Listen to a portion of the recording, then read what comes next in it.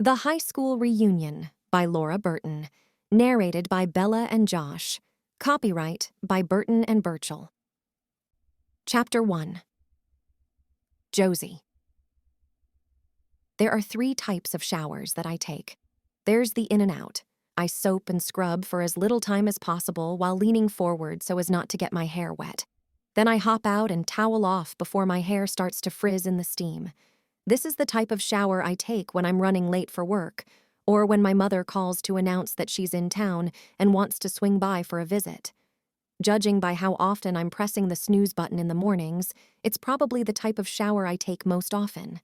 Then there's the lather and shave shower. I shampoo and condition my hair, bending in awkward ways to reach everywhere I can with a razor.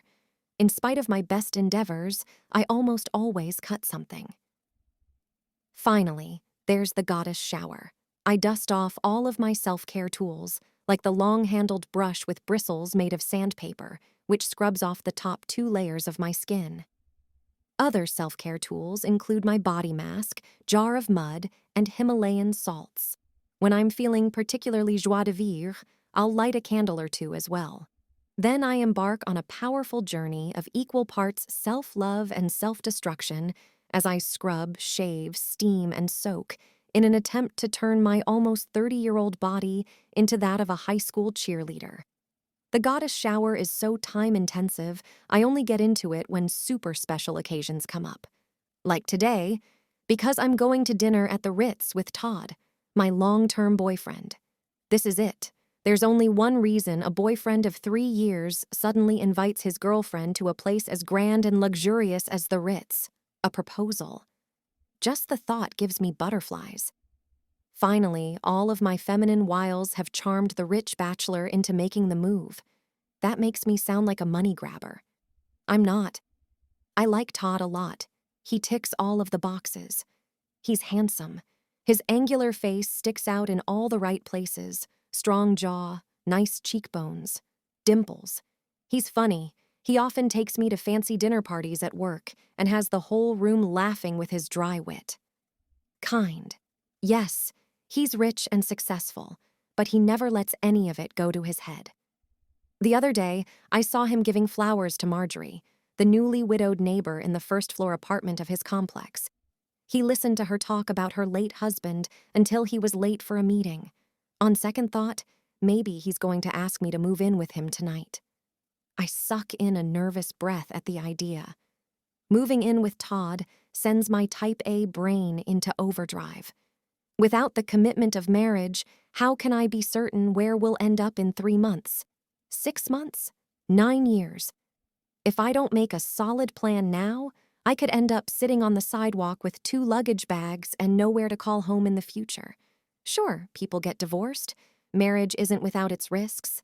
But the idea of selling up my apartment and going all in without some kind of assurance that he's not going to run off with the secretary at any given moment makes me sick to the stomach with anxiety.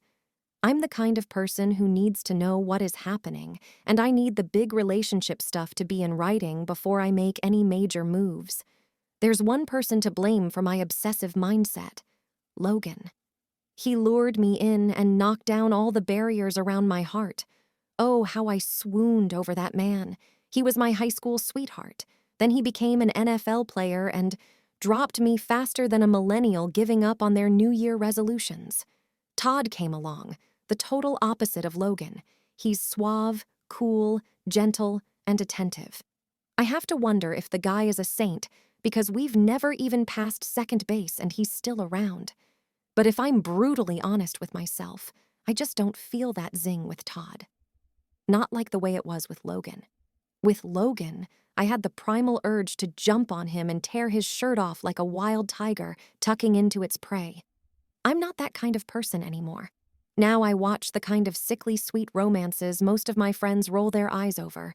They make me feel happy and content. The thought of ripping shirts and getting intimate makes me slightly nauseous these days. It takes a lot of commitment to be that vulnerable with a person. I just want a ring on my finger and a decent heads up so I can prepare for it. Then I can schedule a full body wax, do a 60-day workout program followed by a juice cleanse to get my body in shape, and read a stack of self-help books to get an idea of what I'm supposed to do. Physical stuff aside, though, Todd and I are a good match. Our relationship moving forward might even make me more assertive at work. Maybe I'll get a promotion. Plus, moving out of my rotten apartment would be nice. I flick my hair back and look at myself in the wall mirror by the door. The red dress clings to me like a second skin. If I didn't have my shapewear on, I'm pretty sure I'd look like a swollen sausage link. Take a breath, Josie. You look cute. I look around me at the interior of the most prestigious restaurant in the city. It's all glitzy, with the fancy chandeliers and carpeted floors. The ambient sounds of murmured conversation and clinking cutlery are almost muted against the orchestral music playing in the background. The servers look like the penguins in Mary Poppins, black suits that pleat at the back and white button-up shirts with black buttons. One of them leans over, smelling of musk and essential oils, and pours wine into my glass. "Thank you," I say in my poshest voice. Todd sits across from me, looking as dashing as ever. His jet black hair is gelled to the side, and his eyes keep darting around as though he's keeping a lookout for something. There's a sheen of sweat covering his upper lip. He's nervous. "So, this is nice," I say, breaking the silence. He looks at me and tugs on his shirt collar as he clears his throat. "How was the salmon?" he asks. I give him an appreciative nod. "Delicious." He puffs out a breath and sits up. "Good. Good." He's been quiet all through dinner. Part of me wonders if he's going to back out. I've never seen him this worked up before. "Josie, I've brought you here to talk to you about something." I set down my fork and sit up. This is it. "Oh, is everything all right at work?" I ask, playing it cool. He waves a hand aside. Yes, fine." I wonder if he's going to repeat everything he says from now on. "Will you marry me?" Marry me? Like a human echo. "Good," I say, blinking slowly and trying to keep eye contact. He averts his gaze and dabs his face with a table napkin. "Okay, I'm just going to come out and say it." He looks at me again and clears his throat. I hold my breath. "Josie, we've been together for a long time now. How long has it been?" 3 years, 4 months, and 6 days. I reply with too much gusto. I blush and chuckle nervously. "But who's counting, right?" Todd's face breaks into an amused grin. "That's just it about you. You always have a plan. Always keeping track of things. I think you're the most organized person I've ever known." My smile widens. "Thank you." Todd's smile fades.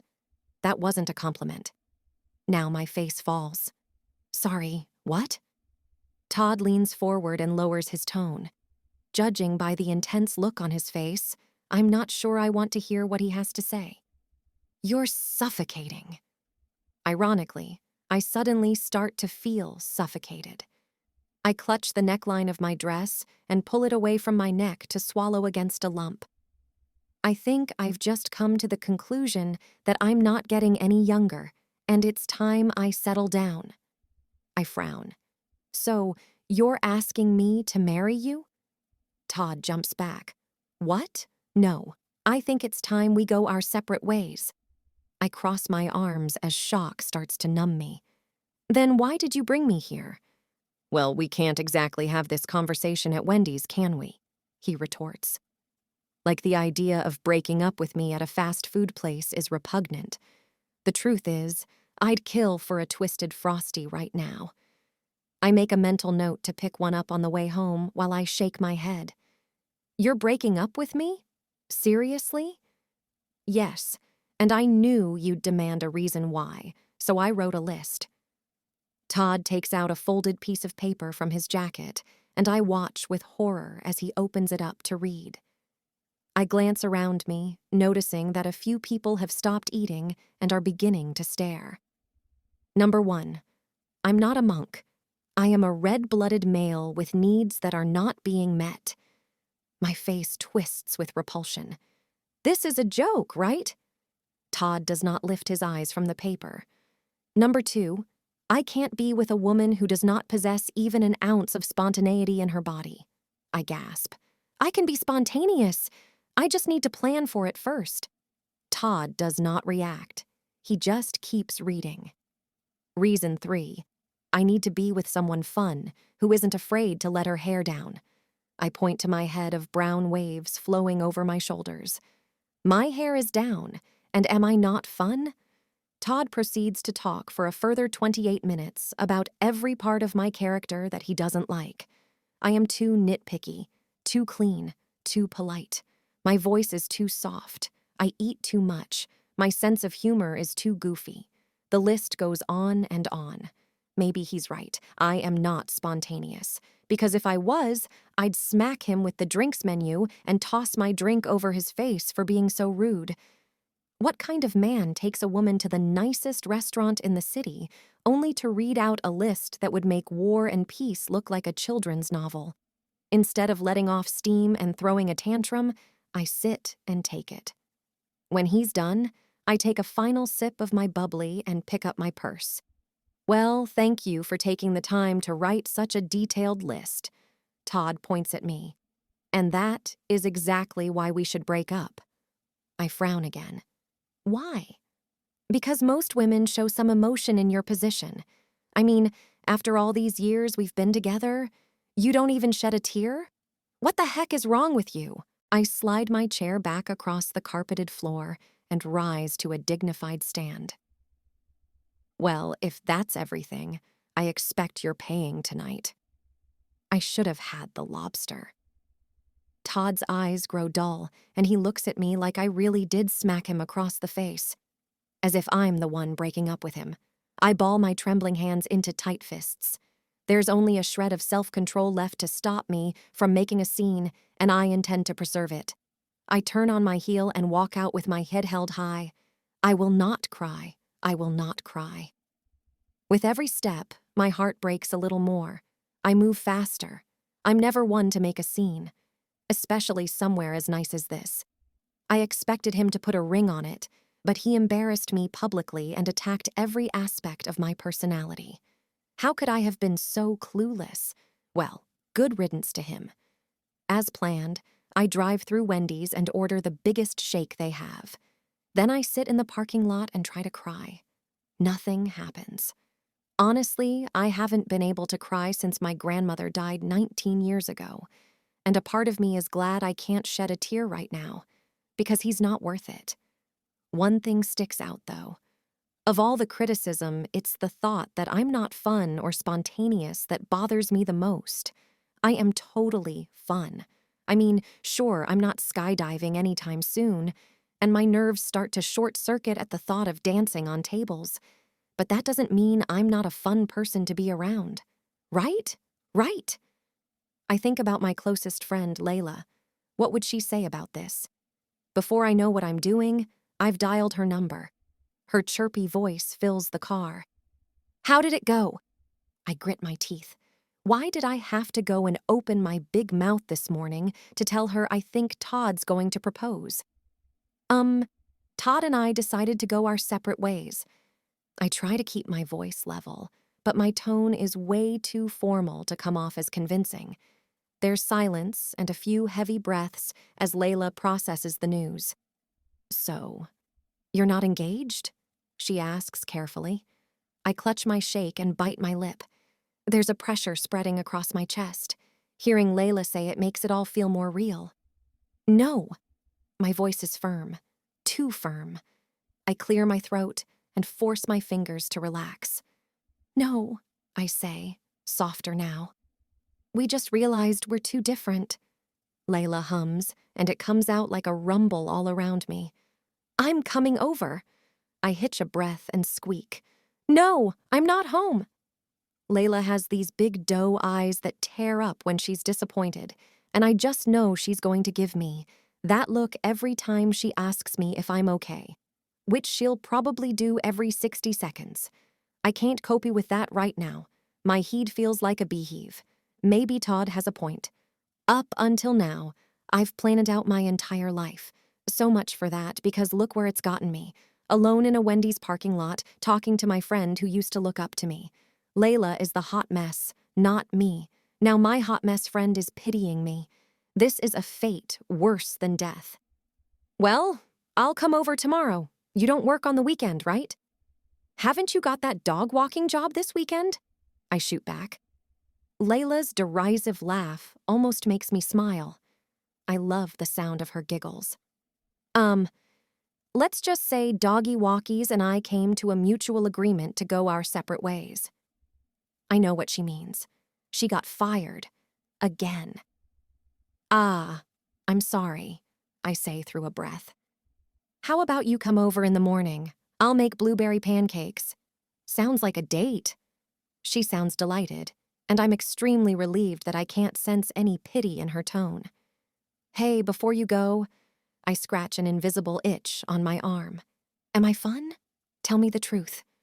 Leila lets out a hearty laugh that almost bursts my eardrums. I slide my tongue over my front teeth, nervous at that reaction. Of course you are, Leila says, still chuckling. My shoulders relax. Remember spring break, when you made us go on a road trip to Yellowstone and got chased by that bison? I groan.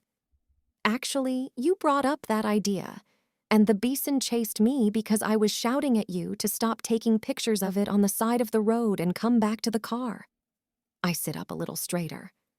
Leila carries on undeterred. And the surprise birthday party you arranged for me in college? We broke the campus record for the most students to be in a dorm room. I shut my eyes and pinch the bridge of my nose. That was Leila's other friend, Holly. I just helped with the preparations. Cramming 20 sweaty college kids into our room until it stank of BO and cheese was not my idea of fun. We always have a blast when we hang out. You are fun, Josie. Don't even question it. But I am questioning it. Todd's voice has taken root inside my head, and it keeps whispering to me in a creepy voice that sounds suspiciously like Gollum. You're not fun, Josie. No fun at all. Leila's examples did nothing to change my mind. Well, thanks, girl. See you in the morning. After I've ended the call, I slurp the last of my shake and stare intently at the lights. I need to start being fun and spontaneous if I'm going to get what I want out of life. What do I want? I want a good job. A husband to snuggle in the evenings, and maybe a couple of kids too. I'm probably not going to get a promotion or a husband if people think I'm boring. I promise myself I'll start taking more risks and embracing spontaneity. But first, I'm going to the store. A sudden breakup calls for a cartload of ice cream. Chapter 2. Logan. I look at my watch for the millionth time and slide my tongue across my bottom lip to calm the jitters in my stomach. My foot keeps tapping the wood floor of its own accord. I'm sitting in the changing room, half listening to the tireless drone of Martin, my manager. He's talking about tactics, positions, sports politics. I hate this side of my job. Long meetings with the manager telling us how to play football. Being an NFL player is a childhood dream come true. There's nothing in the world that makes me feel more alive than sprinting across the grass with a ball tucked under my arm and plowing into a mob of guys. The rush of adrenaline is insane. For a long time, I couldn't get enough. Until now. For the past 10 years, I've broken 24 bones in my body at some time or another. I've played with pneumonia, concussions, cracked ribs. But nothing is more torturous than sitting in the changing rooms and listening to Martin dissect every second of the playoffs. Or a night like tonight, when he goes over the whole season now that it's come to an end. He rips our confidence to shreds, only to build us back up with false promises and wishy-washy lines about how strong we'll be when we return. None of it applies to me this time. I've just played my last game. As soon as I leave the stadium, I'm never coming back. It's been a long season, and I haven't seen or talked to my girlfriend for months. I don't want to sit and listen to Martin's lecture. What I really want now is to get home and surprise Mel. She thinks I'm going to be in the city doing promos for a week before I get back, and she has no idea I've made the decision to retire. In fact, only Martin knows. We're finally dismissed. I grab my belongings and make my excuses to leave. I can't bring myself to look my brothers in the eyes and pretend I'm not leaving for good. I'm terrible at goodbyes. Horrible at them. I jog down the steps to the parking garage. Every muscle aches, and my ears haven't stopped ringing since last week. But nothing can dull my excitement to see Mel again. The traffic blurs in my peripheral as I drive on the freeway, heading for home. As I inch closer to my final destination, my heartbeat picks up its pace. I can't wait to shower, wrestle my woman to the couch, smother her with kisses, then snuggle up, watching TV, and eating stupid amounts of pepperoni pizza. My stomach grumbles at the thought of greasy food. Martin has had the team on nothing but protein shakes and salmon. In fact, I hope I never have to see or smell salmon again in my life. I park up in the garage and spot Mel's car parked by the elevator. I take the stairs 2 at a time, heading for my penthouse. The halls are quiet and my ears thump with my racing heartbeat. She's home, and she's got no idea I'm back. On my way, I grab a vase with a bunch of roses from a windowsill and rake a hand through my dark, messy hair. Whoever said romance is dead? I find my way to my door and hold my keycard to it until the lock clicks. Almost bursting with excitement now, I step forward as the door swings open, brandishing the flowers like a trophy. Honey, I'm home. 2 things fall. First, my smile. Then, the vase. It crashes spectacularly on the marble floor and drenches my sneakers in dirty water. What the heck are you doing? I ask, staring unblinking at the tangled couple on the couch. My couch. A man jumps up, grabs a white shirt, and backs away until I see Mel. Her white blonde curls now frizzy and wild. Her red lipstick is smudged on the corners of her mouth, making her look like a sick cross between Einstein and the Joker from Batman. Her ice blue eyes land on me, and she holds up a blanket to her chin. Babe, you're home a week early. She says it with an accusatory tone. I drop my bag. Oh, I'm sorry, my bad. I didn't expect my girlfriend to be sleeping with another man while I'm away. If I'd known, I'd have given you a heads up. Mel frowns at my sarcasm but doesn't move while the guy grabs his shoes. He won't make eye contact with me. He waves to Mel instead. I'll call you later. Ah, how nice is that, I say, resting my hands on my hips as I watch the guy make a beeline for the door. He's going to call you. Very thoughtful. The door slams and Mel shuts her eyes, turning her face away from me. After a few moments of heavy silence, I approach the couch. I can feel my eyes blazing as I stare Mel down. Well, she opens her eyes and rummages around the couch, finds a shirt, and pulls it on. Well, what? She has the audacity to look at me now. There's not even a hint of remorse on her face. Who is this woman? This is not the sweet, bubbly girl I met at a bar 2 years ago. I'm just wondering why you're still here, I say, puffing air through my nostrils like a dragon. My breaths are coming out so hard, they're burning my nose. A part of me won't be surprised if my next puff actually lets out smoke. Mel's face twists into shock. Because I live here. I shake my head at the incredulity. How can she think it's reasonable to stay after I caught her cheating on me? Not anymore, you don't. Mel's delicate lips open and close as she stares at me like I betrayed her. You're kicking me out? But I have nowhere to go. Besides, you're making a big deal out of nothing. Jeff and I are just... Please don't tell me friends with benefits, I ask, raising a brow. Staring at her is like looking into the sun in all its blazing glory. I should look away, but I can't seem to stop. Mel closes her mouth with a frown. We've not been sleeping together. Tonight was just kissing with no clothes on, right? The words cut the back of my throat, and a rush of color floods Mel's horrified face. You'd think she's the victim in this situation. We did have clothes on. We didn't... I can't believe you're giving me such a hard time over this. Me, I bark. I know what I saw. Mel rises to a stand and crosses her arms. The corners of her eyes pull downward. You're never here, Logan. Between your NFL games and practice sessions, and all the endorsements you have to do, you're just never home. Not to mention all the trips to your hometown that you refuse to take me to. Do you really expect me to wait around in this apartment forever? A woman needs companionship. I blink several times, trying to process the situation, and grit my teeth as the ringing in my ears grows louder. I want to tell her that I've retired, and that I did it to be with her. I was going to finally take her back to Snowdrop Valley to meet my dad, but I can't even open my mouth. Mel huffs and knocks back a drink, then she turns back to me. It takes 2 to be in a committed relationship, Logan. You never spend time with me. I mean, it's not that hard. Most couples make time to be together. When you're away, you barely call, you don't email. Nothing. Then you waltz in through the door and expect me to greet you with open arms? You can't say that we're together when we're never actually together. I stand still, stunned by this attack, each word sinking to the bottom of my stomach. I'm not sure how much more of this I can take, but Mel has me frozen, completely unable to react. Now I don't know if I even want to tell her about my retirement. Part of me wonders if Martin will take me back. Maybe if I call him within the next hour, I can get back on the team. My silence spurs Mel on to keep talking. Her shoulders slump and she offers an exaggerated sigh. I get it. You have your life and I have mine, but don't for 1 second make me feel guilty. You and I both know you've been unavailable in this relationship. Even when you're here, you're distant.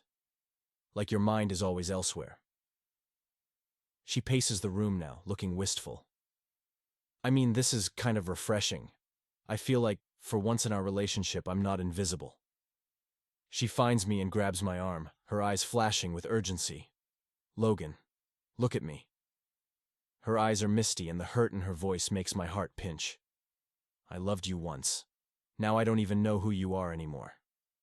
She tucks my hair behind my ear with a lopsided smile. Her annoyance is fading, and for a strange reason, I lose all sense of anger. So, it's all come to this? My career is over, and my cheating girlfriend is walking out on me. Welcome to your new life, Logan. She rises to her tiptoes to peck me on the cheek, then she whispers in my ear. I hope that you find someone. When you do, don't make the same mistake. I watch in shock as Mel struts out of my apartment, her parting words echoing in my mind like the bells of Notre Dame. How could she turn the situation around to make me feel like the bad guy? I haven't done anything wrong. I've been busy. I haven't called much, sure. But I'm an NFL player. This is what comes with the territory, traveling around the country, late nights, and very little quality time with loved ones during the season. Supportive girlfriends show up to games, but Mel was never interested in what I do. Her idea of spending time together is staying in and watching Netflix. Now she turns around and makes out that I was keeping her home. She hit a raw nerve, though, and she's not wrong when she says I'm somewhere else, even when I'm with her.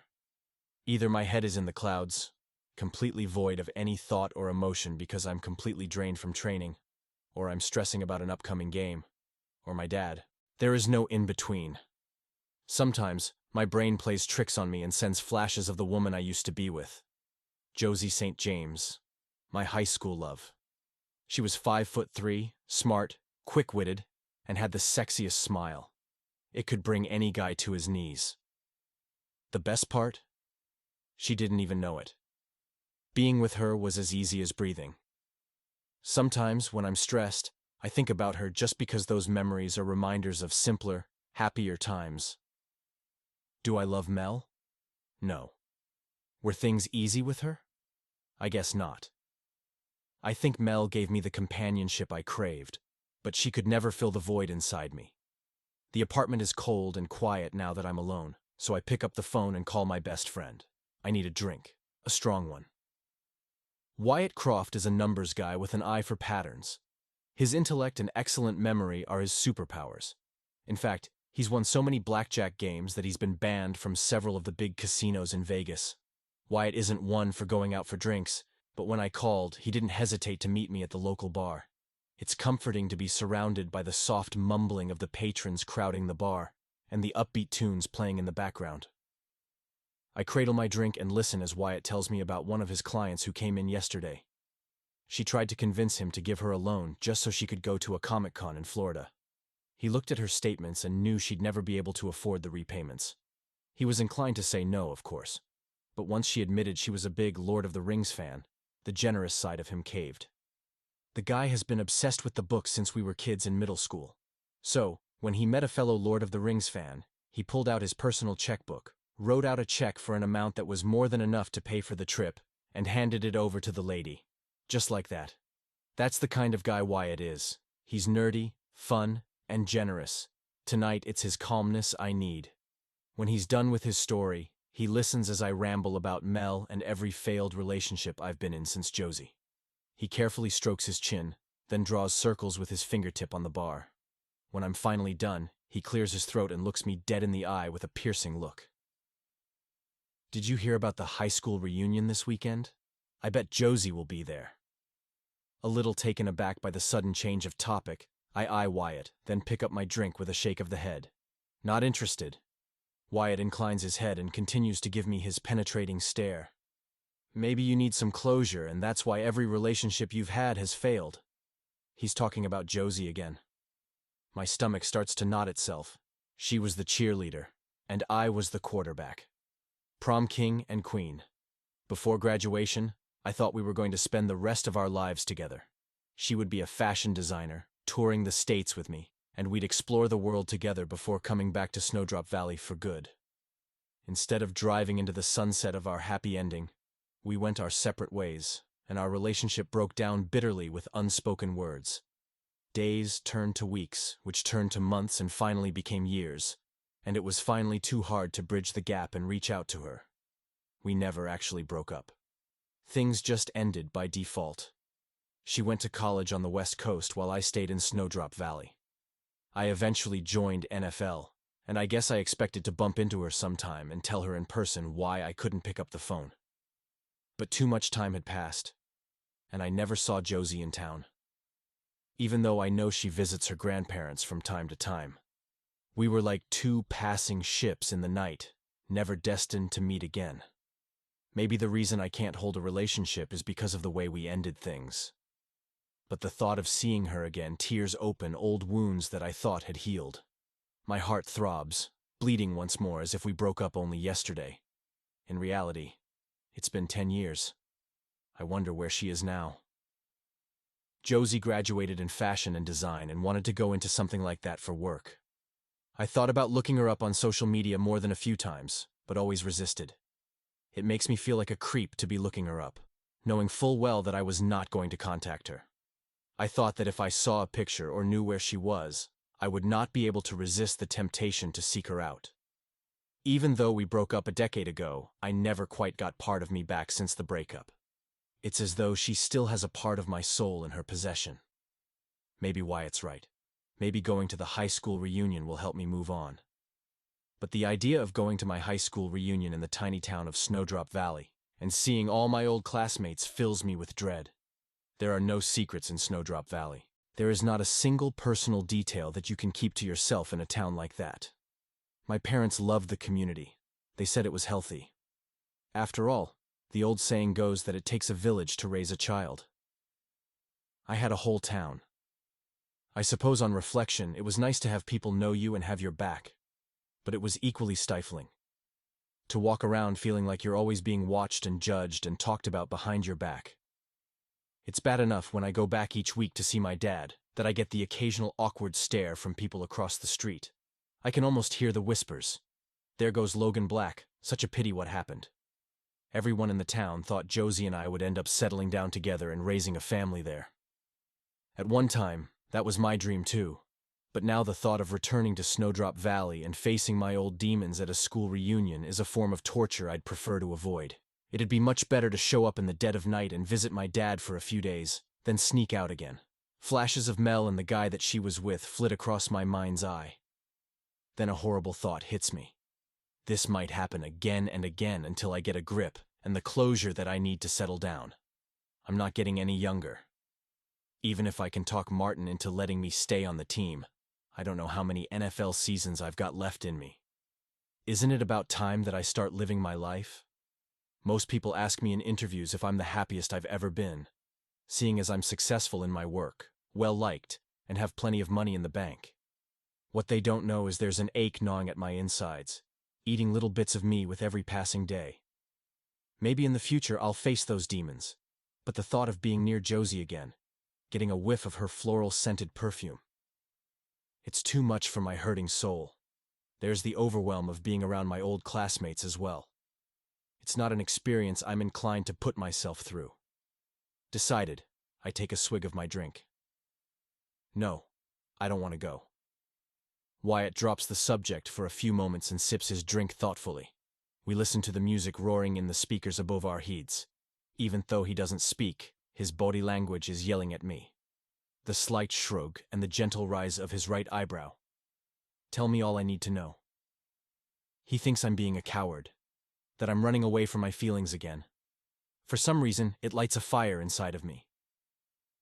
All right, how about a wager? Wyatt looks up, his eyes glinting. He's always been fond of a wager. He usually wins. If you beat me in a game of darts, I'll go to the high school reunion. Wyatt knows full well that I am much better at darts than he is. But I've had a lot to drink, and Wyatt will calculate the risk. I must have a sufficient amount of alcohol in my system because Wyatt agrees without hesitation. It does not take long to realize I've made a grave error in judgment. I can hardly walk across the bar in a straight line. Wyatt beats me easily. He could have been blindfolded and still win. His face breaks into a delighted grin and he claps me on the shoulder with a heavy hand. Looks like you're coming to the reunion, my friend. Chapter 3. Josie. My head is still fuzzy because I haven't got to my morning ritual yet. It's not the kind of ritual influencers talk about, consisting of sipping hot tea on their balcony and whispering affirmations. No, that's not me. Not anymore, at least. I have decided that there is one more type of shower I can take. And it's the kind I see myself favoring now that Todd has broken up with me. It involves standing under a hot shower while I stare at white tiles and struggle under the weight of existential dread. When I'm done with that, I wrap myself up in a towel and fall on my bed, where I let my limbs air dry. I turn over and blink at the ceiling. There's a suspicious stain by the light fixture. I wonder if Dolores from number 29B has flooded her bathtub again. I hope it's just the tub. That damp patch has a suspicious brown tinge to it. After graduating from college, I took on an apprentice role at Estelle's, a prestigious designer and the biggest fashion name in New York. She has her own magazine and clothes line, and all the celebrities love her work. I know I was lucky to get the apprenticeship. They told me over 5,000 young hopefuls applied for the position. I won. But the pay sucks. And my boss treats me like I'm something sticky underneath one of her Jimmy Choos. I know I shouldn't be ungrateful. My altruistic, do-gooder parents raised me to be gracious and to appreciate every win I get. When they found out about my apprenticeship, they were so proud. Not that they know anything about fashion or what I do. They're both in Africa, leading a charity foundation that builds schools and teaches underprivileged children. Anyway, I do appreciate the opportunity to build up my resume. I'm also grateful for my tiny apartment in a nice corner of the city. It's just a few blocks away from Estelle's and right next door to my favorite bakery, Elle's Kitchen. Elle makes the best chocolate fudge squares. I asked her what her secret is once. She batted her oversized lashes at me, flashed me a glittering smile, and replied with one word. Love. I almost puked in my mouth. Yuck. After getting dumped by Todd, I have decided to stay off men altogether. Besides, I'm now back to square one, swimming in shark-infested waters with more baggage and a heart that probably looks like a patchwork quilt. No, the dating game is too stressful to deal with, especially when I'm living on a shoestring budget. The only kissing I'll be doing is up to my boss for a successful future. Most of my friends have already leveled up.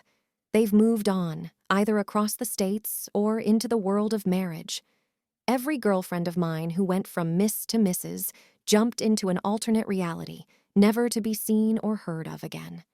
Except for the stomach-churning holiday cards I get in December. Pictures of their little families, complete with furry pooch, round bump, or rosy-cheeked baby. Thank goodness for Leila, my college roommate and soul bestie. She, like me, is totally out of the dating pool by choice and jumps from job to job like a lost frog. The buzzer sounds, but my limbs are weighed down in sadness. I can't move. Go away, I moan, clamping my eyes shut at the jarring sound. After a long minute, the buzzer falls silent, but the echo rings in my ears. I puff out a breath. Then my front door clicks, and I sit up with a yelp as it swings open. There you are. I lay back with another groan as Leila waltzes into my apartment with a paper bag. I gave you a spare key for emergencies only. Leila plonks down on the bed and the mattress squeals under her weight. Sorry. When you didn't come to the door, I thought you were sick or something. Did you forget I was coming over this morning? I slap my forehead with a gasp. I'm so sorry. I totally spaced it. I yank the towel up and wriggle into a seated position as Leila roots through her paper bag. What is that delicious smell? I ask. Then I hold up a palm. Don't tell me. Elle's fudge squares? Leila beams at me and hands me one. Bingo. I savor every bite of it, while Leila talks 100 miles per hour. So, next week is your high school reunion. You're going, right? I just had mine last week, and it was so much fun. I groan, wondering why I chose to share my calendar with her. The high school reunion is in Snowdrop Valley, the town I grew up in, fell in love in, and left with all of my dreams in my pocket. Apart from the obligatory dinners at my grandparents' from time to time, I never go back there. When I got the email about the reunion, I thought Todd was going to propose, and I stupidly RSVP'd that I was going. Mainly so I could bring Todd and show all my former classmates that I didn't turn out to be a total loser. But now the idea of having to go back and see all my classmates makes me feel like throwing up. Leila seems to be reading my mind because she looks at me with a frown so deep a little line appears between her neat brows. Is this because of Logan? The question is so out of the blue it smacks me in the face. I almost drop the rest of my fudge square. Even after all these years, hearing his name aloud hurts. They say time is a healer, but it's not done much for me. I'm still just as sore as ever.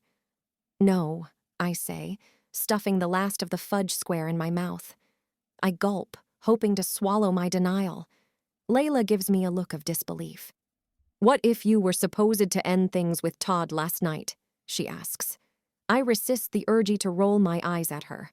Leila believes things happen for a reason and looks way too much into everything. She's the type of person to think accidentally wearing mismatched socks is a sign. There was that one time in college she lost her locker key and had to go and get a replacement. On the way back, she found a $10 bill on the ground. She took that as a sign of coming luck. The way I see it, some poor kid lost $10, which is like $1 million to a college kid. I mean it, Leila says, shuffling up to me, looking all starry-eyed now. The timing is perfect. Your high school reunion is next week, and you're newly single. Leila, I'm not running back to my ex-boyfriend after a decade of radio silence. Besides, we don't know his relationship status. I cut in, shutting her down. My bluntness does nothing to quash Leila's excitement. She gasps, lifts a finger, and dashes to her bag by the door. I take the opportunity to grab some clothes and get dressed as she rummages around for her phone. Aha! She says, triumphant. She starts tapping away on her phone while I finish getting ready for the day, and just as I bend over to scoop my hair into a high ponytail, Leila utters a dramatic gasp. He was photographed in New York a few days ago. Josie, did you know he's back in the city? I can almost hear the cogs turning in Leila's mind as her breathing picks up pace. She's getting way too excited over nothing here. I think if I agree to go to the high school reunion, she'll pass out with joy. I'm not going, I say, meeting her gleeful face again. Her smile drops like a child who just got told Christmas is canceled. But Josie, how many other opportunities will you have to reconnect with him like this? She argues. And I know it's just the first layer of the case she's building. I mean, think about it. The reunion is neutral ground. You're both there for reasons other than to see each other. But I'll bet when his eyes land on you, all of those feelings will come rushing back. I clamp my teeth together until my jaw hurts. Leila has been watching too many rom-coms. She's got some picture-perfect illusion of Logan and me getting back together, but it's not going to happen. It can't. Not after the way he ghosted me. As if I never existed at all. For 10 years. When we both left for college, we planned to meet up during spring break. But within a couple of weeks, Logan's calls and texts just stopped. No reason. I was so upset by it. The hurt grew into fury, and I made my grandparents swear to never talk about him or his family again. Hot tears prickle my eyes and I sniff as I turn away, so Leila doesn't see me getting emotional. No, Leila, I'm not going to the reunion, and I don't want to talk about it anymore.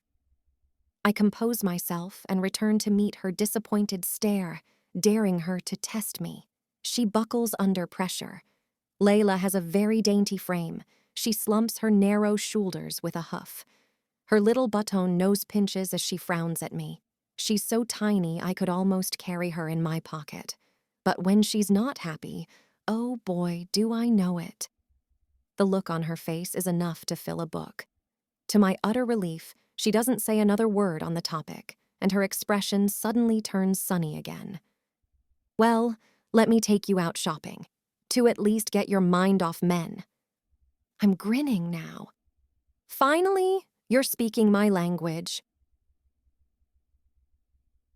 Chessie, Leila's baby sister, joins us at the mall, and the three of us spend the day looking through all the stores, trying on clothes, getting free makeovers at the beauty counter, until, before long, I've completely forgotten about my conversation with Leila this morning. You know, there's no mystery to why they call it retail therapy. I haven't felt this good in months, Leila announces as we get pedicures. We're sitting side by side in the salon. Chessie laughs, delighted, and wiggles her toes, very much to the annoyance of the girl doing her nails. I've been so nervous about my job interview tomorrow. Thank you for letting me tag along, she says, looking at me with a gleeful expression all too similar to Leila's. Chessie is younger than Leila, but she has the same upbeat energy about her, and it isn't hard to see that these two are sisters. They both have the same narrow frames and shiny blue eyes. The difference is that Chessie's mousy brown hair is styled into loose waves, and she prefers to wear heavier makeup. Leila, on the other hand, prefers to tie her hair up and keep her makeup light. I shut my eyes and have just started to relax when a heavy Brooklyn accent grates on my ears. I look at the door, startled. I know that voice. Plot twist. Why, isn't this a surprise? A tall blonde in a tight pink dress walks over to me.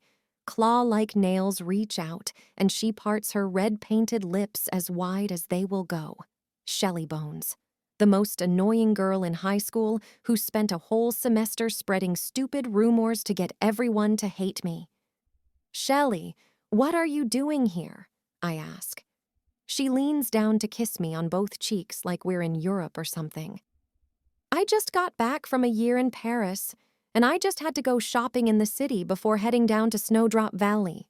You know, for the reunion. I resist the urge to roll my eyes. Paris. I'm not sure I fully believe her. Shelley was a compulsive leer at school. She's not done, though. Crazy story. Last time I was in the city, I bumped into another old friend of ours, remember? Emma King? I do remember Emma. Shelley's on-off bestie, who was a million times nicer to me than Shelley ever was. She was always drawing pictures of shoes during math. Last year, she was all over the news. She and her fiancé raised a ridiculous amount of money for the children's hospital just by asking their wedding guests to make donations instead of buying gifts. Then her snooze shoes hit the market, and she's been a superstar ever since. It's another reminder of why I don't want to be at that dreadful reunion. I'll be newly single with nothing but a pocket full of broken dreams and a permanent worry line. I nod to Shelley, not quite finding the words to speak yet. She plops daintily into the empty chair beside me and leans in, ready to dish out the dirt on Emma. A couple of years ago, I caught her trying on wedding dresses in that fancy bridal boutique on Main. She chuckles, and I get a waft of her expensive perfume. It clings to the back of my throat, and I almost gag, but Shelley keeps talking, unaware. And guess what? She wasn't getting married. She didn't even have a boyfriend. Chessie and Leila say, "No way!" in unison. Why was she trying on wedding dresses? I ask, not understanding the logic. I figure this is just another elaborate story from Shelley's overactive imagination. She was fired from her job and felt sorry for herself, Shelley confides, her eyes glinting. How pathetic is that? She asks. I close my mouth. I take it all back. I like Emma again. The poor girl is normal. Just like the rest of us, it looks like she can't catch a break from gossip, even now that she's successful. Leila laughs heartily. Well, I think it's genius. Next time I get fired, I'm totally going to try that. Chessie giggles. I'll go with you. I'll bet trying on expensive wedding dresses can turn any day around. Shelley's smile stiffens, and I can tell she's not happy with the reaction. She probably expected gasps and snide comments. I glance at Leila with a smug smile. Leila and her sisters are not the gossiping type. It's one of the reasons why Leila will always be my bestie. She might think she's a hot mess, jumping from job to job with no grasp on this adulting game, but she's the most genuine person in the world. She and her sisters Chessie and Lucy have one thing that the likes of Shelley can only dream of, a true bond. I'm honored to be a part of their sisterhood. Sensing that her salacious gossip is not welcome here, Shelley makes her excuses to leave. But just as she reaches the door, she stops in her tracks as though struck by a thought. "Oh, forgot to mention," she says, swiveling to look at me again. "Logan Black. You know he's an NFL player now, right?" I lock my smile in place, resisting the urge to frown at the sound of his name. Yeah.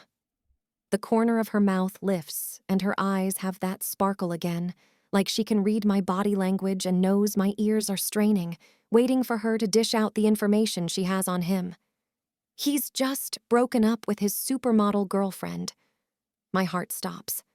Then Shelley leans forward, dips her head, and grins at me like a Cheshire cat. And he's going to be at the reunion. Something terrible happens then. A squeal zooms out of my open mouth and ricochets off the salon walls. There's an awkward silence as everyone in the salon stops what they're doing and looks around for the owner of the banshee noise. I shut my mouth, but my burning cheeks must be giving me away, because now all eyes are on me. "Josie!" Leila hisses from behind me. She grabs my arm. "It's meant to be." Satisfied by my reaction, Shelley's face settles into a beaming grin.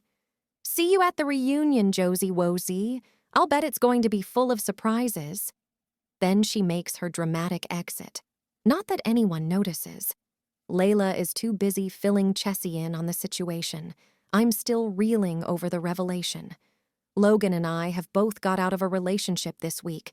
That means we're technically free game, and he's going to be at the reunion.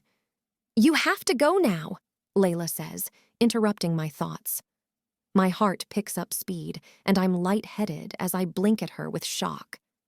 "Leila's right," Chessie says, batting her lashes and nodding at me. "The stars are aligning to get your true love back," she says, her voice full of fervor. I gulp.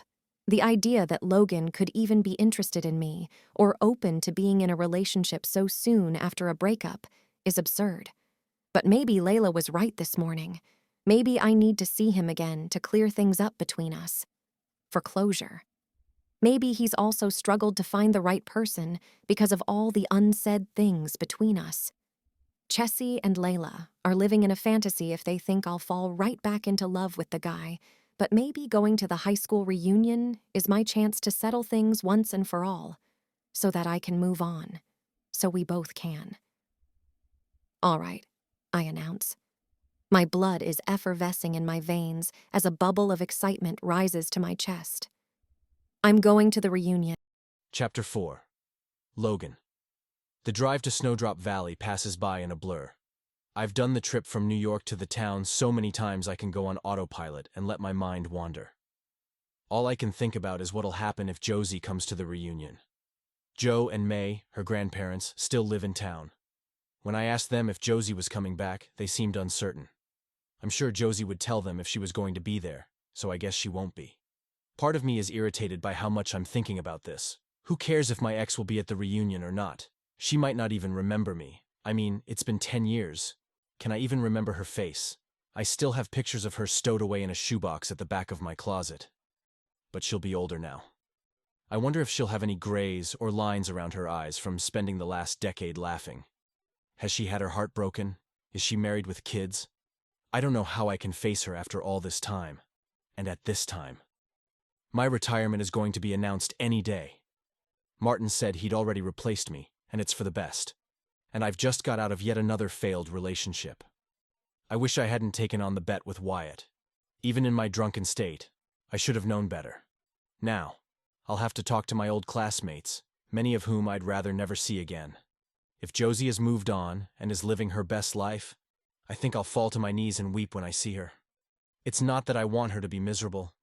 It's just, my personal life is a complete mess right now, and I can't bear the thought of her pitying me.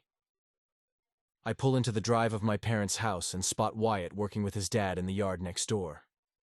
He stops and waves as I turn off the ignition and climb out of the car. "You're early. The reunion isn't until tomorrow," Wyatt says. I tap the roof of my car. "I've got to visit my dad. Fancy going out for a drink later?" Wyatt nods. "Sure." My eyes land on the mature gentleman bent over with his back to me. "Good to see you again, Mr. Croft." Wyatt's dad looks up and drags a hand across his sweetie bro. The man is the hardest worker I know. He's always got a tool in his hand and is either up on a ladder or crafting something on his wooden bench. Today, he's pruning the old rose bush. He looks at me with surprise, like he was zoned out while Wyatt and I were talking.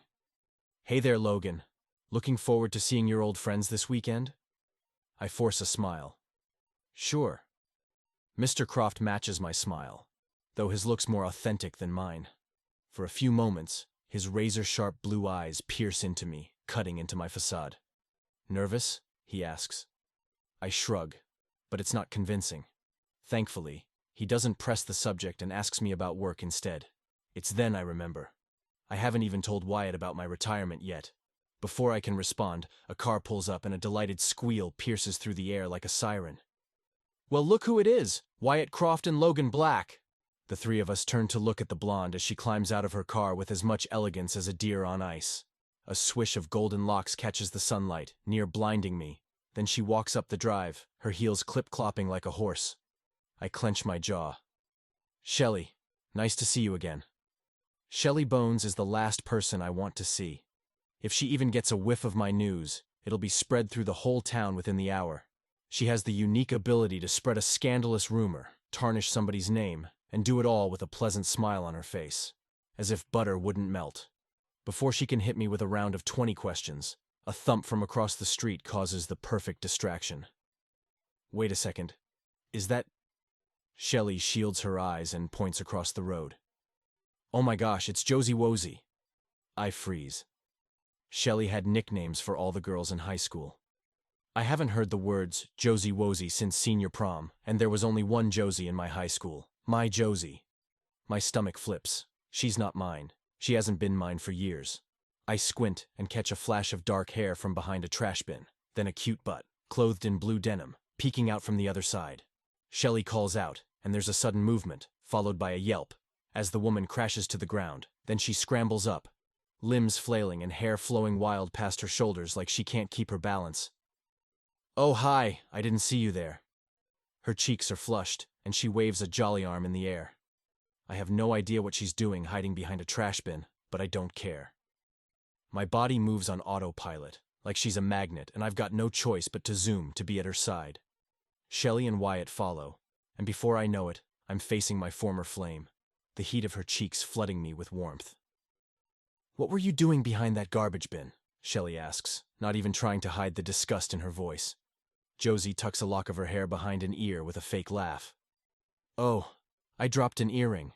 I watch her squirm under our watch and notice the two sparkly earrings in her ears. It's a lie. We all know it. Thankfully, Shelley doesn't press. Right, she says, giving Josie an odd look like she's trying to measure her up. My mouth is glued shut as Josie makes small talk with Shelley and Wyatt. I use the moment to take in her appearance. She's smaller than I remember. Or maybe I'm bigger. My eyes travel down to her narrow waist, and flashes of memories cross my mind's eye of all the times I wrapped my arms around her.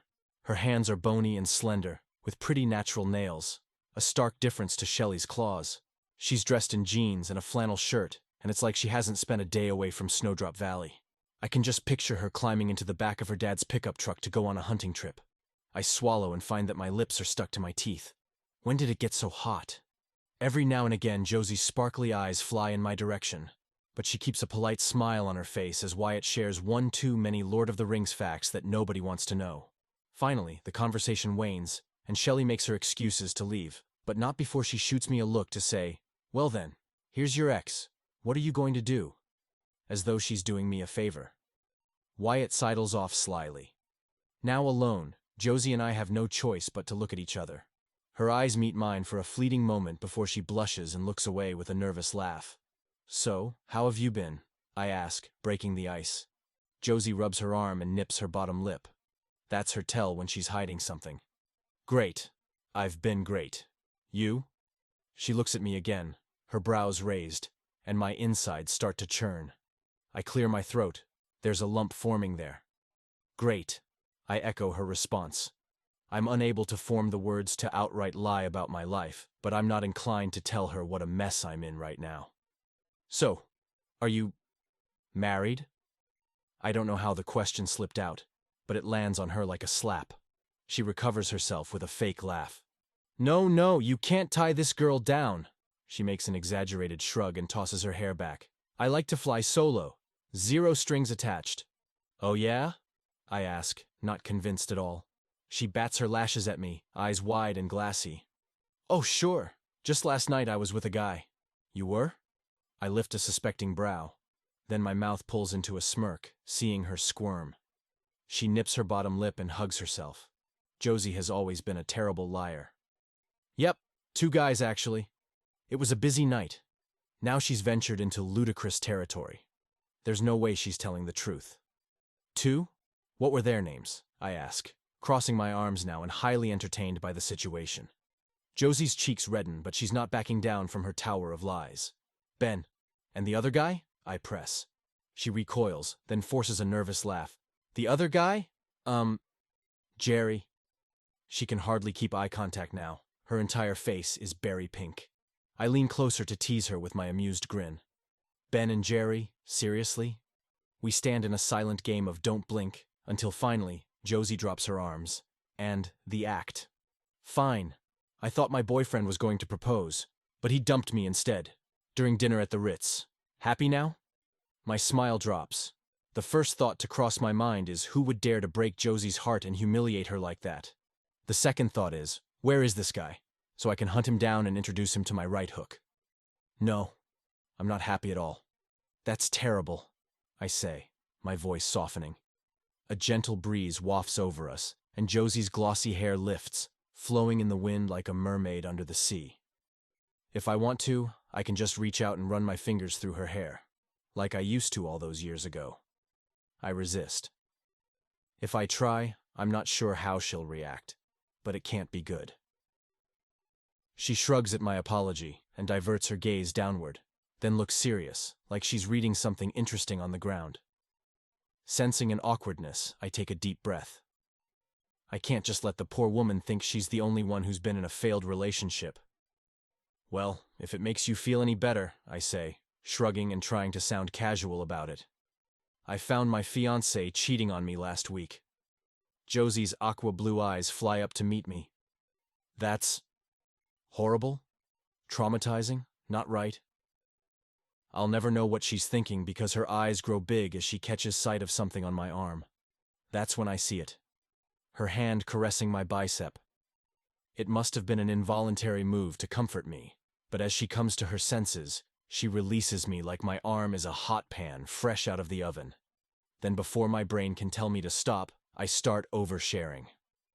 "Yeah, well, then she told me what a mess of a boyfriend I've been. Never around. Not giving her enough attention.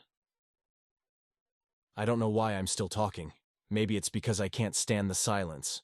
Or maybe Josie's charm is still over me. I've never been able to hold anything back from her. With anyone else, I can take any secret to the grave. But Josie is like a priest on my deathbed. I'm compelled to tell her everything. "Oh dear," Josie says, hugging herself as if the warm breezy has a chill. "You know that's why we could never—" She stops again and her face pales. It's too late. The damage is already done. Her words slice right through my chest, cutting away the scars around my heart. It throbs against my ribcage. I can't talk anymore. Hot tears prickle my eyes and there's a tightness in my throat. I curl my fingers into a tight fist and try to keep my emotions in check. How is it possible that after all these years, a simple sentence from her pretty lips can rip me to shreds? "I'm sorry." Her voice lands like a kiss on my cheeks, but it burns. All of the signals in my brain are telling me to run before I get another stab to the heart. But the message isn't getting to my feet. They stay firmly planted on the ground like 2 blocks of cement. Josie takes a step back and starts to play with her hair. It's thinner now, not fluffy and thick like I remember it. The urge to touch her becomes all-consuming again. My eyes land on her mouth as I register what she's asking me. "Are you going to the reunion?" My own mouth is glued shut, so I hum with a casual shrug. I sound like an idiot. What has this woman reduced me to? I'm Logan Black, aka the Bull, lead NFL player. Under her gaze, I'm a bull headed for the slaughter. Her question is the deadly blow. The reunion. I knew that going to the reunion would be a bad idea. Seeing Josie again in the flesh has sent my mind into a spin, and the thought of having to see her again in front of all our old classmates, dealing with all those questions, sounds like more pain than getting slammed to the ground during a tackle in a game. But her eyes are sparkling, and the corners of her mouth lift expectantly. Does she want me to go? I shake the thought away. I must not read into this. Josie is just being polite. Well, I'm planning to, but it's not something I'm looking forward to. I scratch an invisible itch on my neck and watch as Josie's eyes travel south. Her gaze makes me feel like I'm standing butt naked in the middle of the street. "I know exactly how you feel." Her eyes lift to meet mine again and everything zings. Wyatt is right. I'm not over Josie, not even a little bit. Is that why every relationship I've been in has ended in disaster? Now she looks thoughtful. Call me crazy, but I think I know a way we can avoid all the awkward questions at the reunion. I lift an inquisitive brow. "Not go," she smirks. "No. How about we pretend we're together for the high school reunion?" Chapter 5. Josie. Sometimes I wish my mouth didn't have the tendency to run away from me. Logan has been standing still and blinking at me for several long minutes. You'd think I just asked him to fly to the moon with me, or give up a kidney. It's not like this is some huge favor. I mean, how hard can it be to pretend we're still together for just one night? For starters, it'll stop people from looking at us like we've failed in the love department. I mean, no ring, no babies. I don't even have a successful career to fall back on. At least, Logan can say he's a big-shot NFL player, maybe even declare himself a bachelor by choice. But me? I need this. I need him. Just for one night. And after everything, he owes me one. Is it too much to ask him to keep up the facade with me? "Josie, we're not in high school anymore." Logan's frank words strike me like a dart. I know that. His eyes narrow on me. Why would we parade around pretending to be together? It's childish.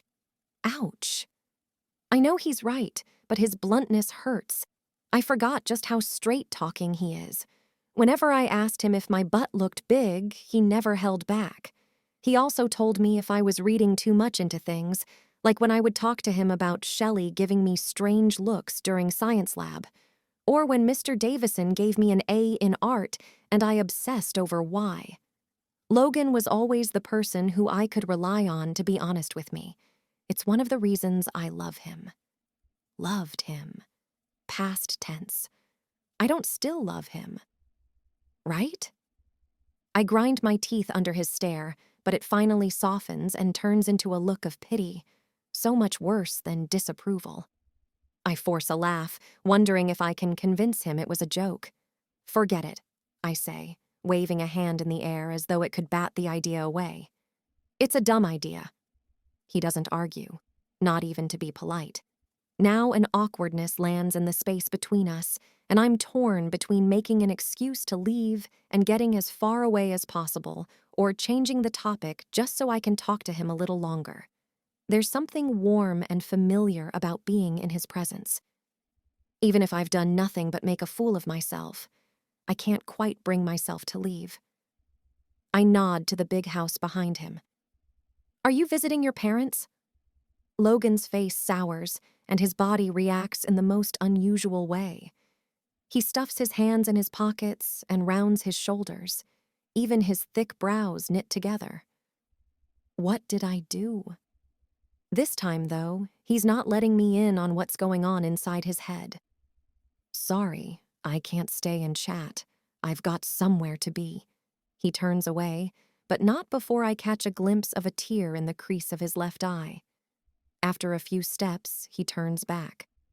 It's good to see you again, Josie. I lift a palm, rooted in the street, and wondering what on earth just happened. I'm sat in my grandparents' living room while Grandpa mutters under his breath. He's tapping at his tablet and trying to read the news. My grandma is in the kitchen preparing food.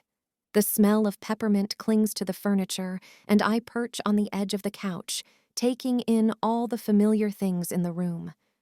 The carpet has wild patterns of orange and brown. It's one they've had since the 70s. It's so worn they've put down a rug, but even that has patches where it's threadbare. The walls are painted burnt orange, and there are trinkets everywhere. My grandma is from the South, and she brought it with her when she moved to Snowdrop Valley. I can't complain about it. The door to the kitchen opens as my grandma shuffles in, and the smell of warm biscuits and gravy floods my senses. My grandparents are two of my favorite people. Even though they're edging ever close to 3 digits in age, neither of them will give away their independence. Grandma insisted I sit on the couch with my glass of lemon water while she hosts me. I've offered to help several times, but my grandpa insists on figuring out how to adjust the text size of the news article he's trying to read. He's failing. Blasted thing, he mutters again, fiddling with the spectacles propped on the tip of his nose. How do I make this writing bigger? No, that's not what I want. When a robotic voice starts telling him the weather forecast, he finally gives up and places the tablet on the brown table at his side. Useless. He places his glasses down beside the tablet and picks up another pair on the arm of his chair. Now, Josie, how is everything at work? He asks, cleaning the lenses with a handkerchief. Are you enjoying life in the Big Apple? They still call it the Big Apple, yes? I open my mouth to reply, but his question has prompted a memory, and I sit back as my grandpa starts telling me a story. I've been to the Big Apple once, you know? Very strange place. His white, wispy brows knit together as he puts his glasses on and looks up at the orange light on the ceiling. It was for a job interview at one of those stock exchange buildings. Oh, you know the one. What was the name of it now? My grandma places a steaming plate of food on a small TV table in front of me and hands me a knife and fork wrapped up in a table napkin. Albert Jones, dear, and you've told this story countless times before. Grandpa pays no attention to the comment, but he lifts a wrinkled finger and says, Albert Jones. I listen as Grandpa launches into the old family story about his afternoon in New York, while I tuck into my grandma's comfort food. Her cooking is good for the soul.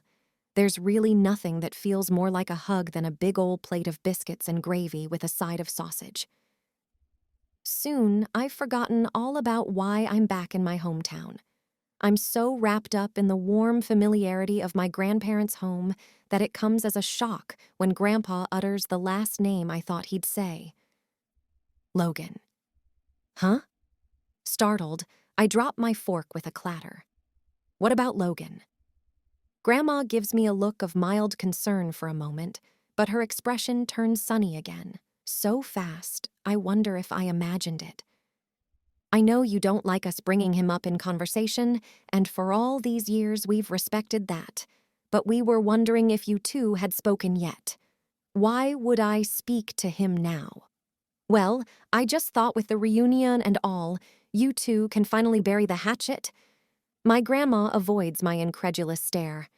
I shift my sight to Grandpa, but he's chosen to dive into his food. Bury the hatchet? I ask, incredulous. Why would I do that? He dumped me and then pretended I never existed. Not once has he tried to get in touch. And from what I hear, he's not changed. His last girlfriend dumped him because he was never around. So, I stop talking as a lump forms in the back of my throat. How can this topic still be so hard to talk about? Why do I react this way whenever I think about him? Probably because my way of coping with the breakup was by stuffing Logan and all of the memories of him in a big box in my head and forbidding anyone to even dare mention he who must not be named. There's an awkward silence, but for my grandpa working through his plate of food, he chews, humming gratefully and singing praises to Grandma, who looks at him with a twinkle in her eye.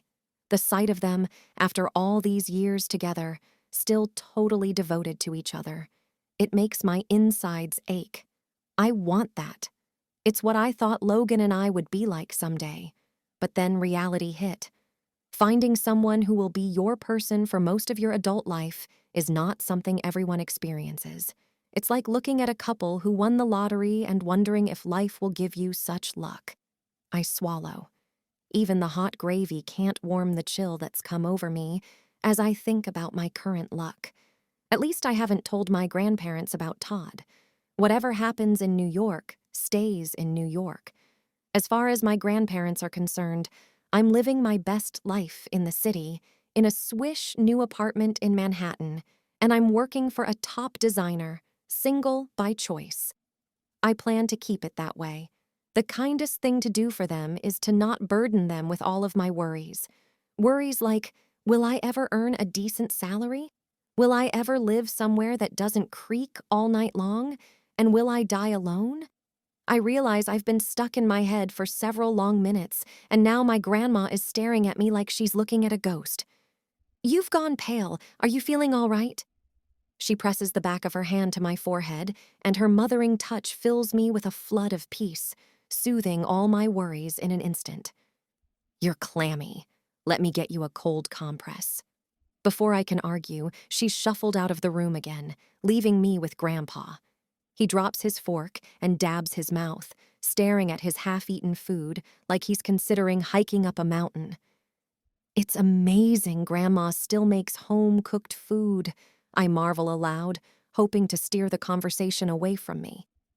My grandpa glances at the kitchen door, then looks at me with a twinkle in his eye. Between you and me, she pays a lady down the street to make the food. She just warms it up in the oven. I suck in a breath. What? Grandpa chuckles quietly, like a boy who just found out where the Christmas presents are hidden. I pretend that I don't know, because I know she wants to make food for me until I die. He smacks his lips together. Honestly, this could be dog food for all I know. I've not been able to taste anything since the 90s. I tilt my head as I study my grandpa, thinking about it. If he just told Grandma the truth, she wouldn't feel so much pressure to keep cooking for him. But he won't tell the truth until she admits her own. Relationships are hard. My mind draws back to Logan and his odd reaction when I asked about his parents. Grandpa, I ask, setting my plate on the table and sitting back. Do you know anything about Logan's parents? How are they? The kitchen door swings open, and my grandma returns with a rolled-up towel. Did you say Logan? She looks far too delighted to hear his name again. I can't figure out why, after all these years, she's so eager to talk about him. I mean, I visit my grandparents at least once a season, and he rarely comes up in conversation. Even then, it's to remark what a blessing it is that we didn't end up together. NFL players are not husband material, Grandma always used to say, so what's changed her tune now? One thing I do know is that Snowdrop Valley has a thriving rumor mill. If anyone knows what happened to Logan's parents, it's my grandma. She lives for gossip. I did bump into Logan earlier and… My grandma interrupts me with a delightful exclamation. How is he? I knew something must have happened. You've got that sparkle in your eyes again. Sparkle? I splutter over the word and cough as it clings to the back of my throat. I don't think… But Grandma isn't finished. You always used to have such sparkly eyes when you two were together. And how long has it been? 3, 4 years? 10? I correct, my stomach clenching. My grandparents start grumbling about how fast time passes. But the last decade has passed by at a snail's pace for me. I shake my head, trying to keep on topic. Did you hear anything about his parents? I asked him today and he… My grandparents' smiles drop as they groan in unison. Then they exchange looks. Sad. Very sad indeed. I look from one to the other, my heart picking up speed. What happened? Grandma looks at me with deep concern. This time she doesn't even try to hide it. You didn't know? Didn't you hear? My grandpa shakes his head with a heavy sigh. Surely you must have known. Didn't anybody tell you? Tell me what? I ask, my voice raising in pitch. My heart is hammering inside my chest now. My grandma walks over to me and touches my shoulder, like a nurse giving the worst news to a patient. There was an accident. I gulp. Can this day get any worse? First, Shelley catches me spying on Logan from across the street, and I had to make a ridiculous lie about losing an earring, which I don't think anyone truly believed. Then I asked Logan to be my fake boyfriend at the high school reunion. And if that wasn't bad enough, I brought up his dead parents in the most ignorant, insensitive way. Now his reaction makes total sense. He must have inherited the house. Coming back to it after all these years must be so painful for him. I wonder why I didn't know about any of this. But then I remember giving my grandparents firm instructions to never bring him up in conversation. Grandma is giving me one of her looks, the kind that feels like I'm being scanned by one of those machines at the airport. You know, the ones that make you look naked for some creep to ogle at in some remote office. When did it happen? I ask, lowering my voice to fit the mood. Grandma glances over at Grandpa, who offers her his worried smile, then fixes his watery eyes on me. We thought you already knew. His voice is full of regret and concern. My grandma starts picking at her cuticles. She does that when she's trying to hide something. I shake my head and my hair swooshes. About the accident? No. This is the first I'm hearing about it. An uncomfortable rush of humiliation sweeps through my body. I wish I had known. I would have handled the whole meeting with Logan so much better if I was aware of that topic bomb.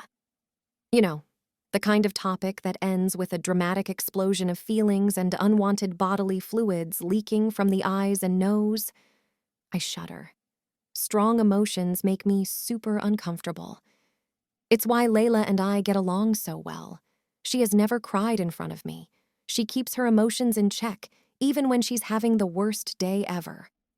When my little grandmother, my dad's mom, died, I cried myself to sleep for 6 weeks straight and haven't been able to cry ever since. The thought of making Logan's eyes well up with tears makes me feel terrible. I need to make it up to him. His impression of me now must be that I snoop around people's garbage and stomp all over other people's feelings. But I can't fix what I don't know. I need more information. What happened? When did it happen? I press. My grandparents share a look again. He didn't tell you about any of it? I pick up on the incredulity in my grandma's voice, as though the notion that my ex hasn't told me about all the traumas he's been through in the past decade is unbelievable. No. Before today, we haven't spoken since… My voice falters as I cast my mind back to painful memories. That day. There's a sharp intake of breath that sounds like a hiss. I don't know who it came from, but Grandpa is shaking his head and muttering to himself, and Grandma's red cheeks have paled. Then a thought hits me like a frying pan to the nose with a thwack. Did it just happen?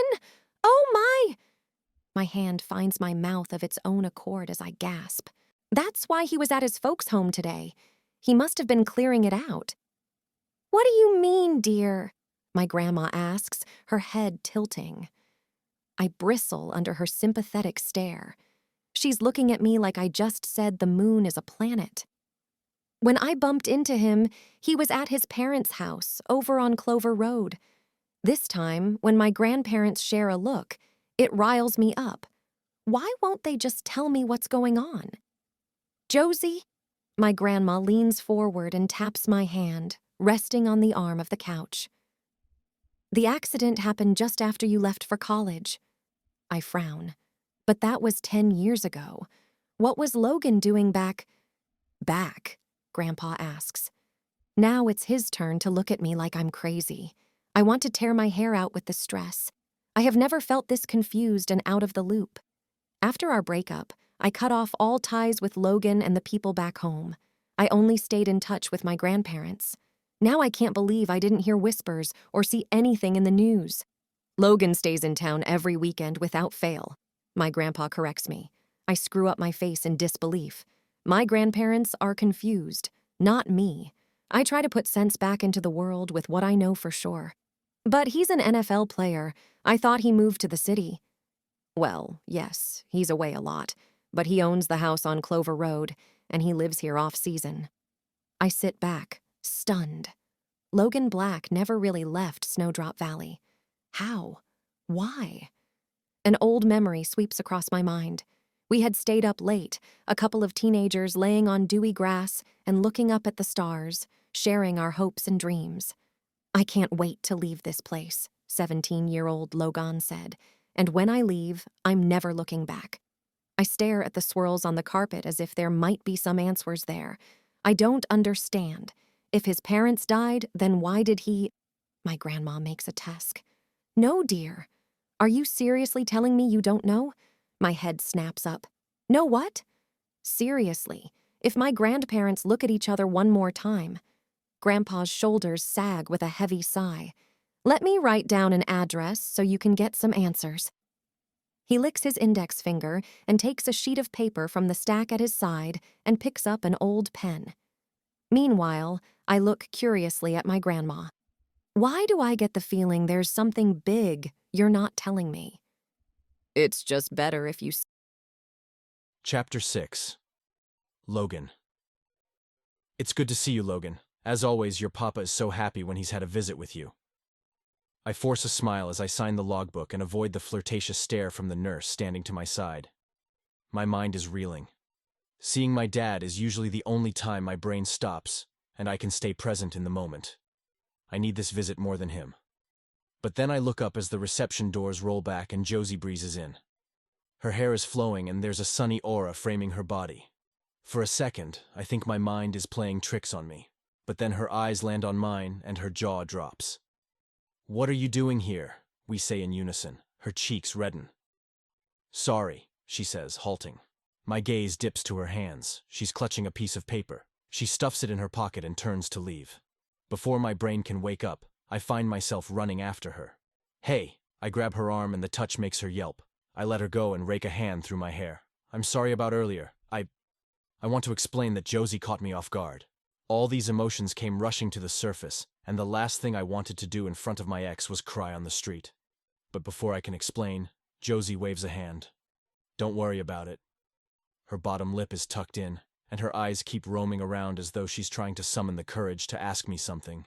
She still hasn't answered my question. So, what are you doing here? I ask again. She looks at me like I've slapped her for a split second, but she recovers herself with a fake smile. I'm here to visit someone. I cross my arms. Oh, really? Who? Her cheeks dimple and redden even further as her smile grows. I mean, not someone. People. People, huh? I lift my brows, wondering how long she's going to keep up the act this time. She starts playing with her hair. I volunteer when I'm in town. You know, it's nice to give back to the community. What do you do? I ask, my spidey senses picking up lies. Her eyes fixate on mine for a second, then they dip to my chest. I read. What do you read? Poetry. More lies. Josie hates public speaking, much less reading poetry to a room full of strangers. She can't meet my discerning stare now, and she hugs herself. But she's clearly not ready to confess the reason she's here. Neither am I realize. If I tell her my dad is here, it'll open up a conversation I'm not ready to have with her. Of course, it's one that is long overdue, but the longer I wait, the harder it is to address. Besides, she's only in town for the reunion, and then we'll be out of each other's lives again. No point bringing up old baggage. That's not how I'm going to find closure. I motion to the doors. Well, I best not keep you. The whites of her eyes grow big. Then she sucks in a breath with a nervous laugh. Right. Thanks. She walks through the entrance and the doors roll back. But then she stops and gives me a look I can't read. Suspicion? Concern? Regret? Now it's my turn to feel nerves. I break eye contact with a bashful grin. She jerks her thumb toward the reception desk.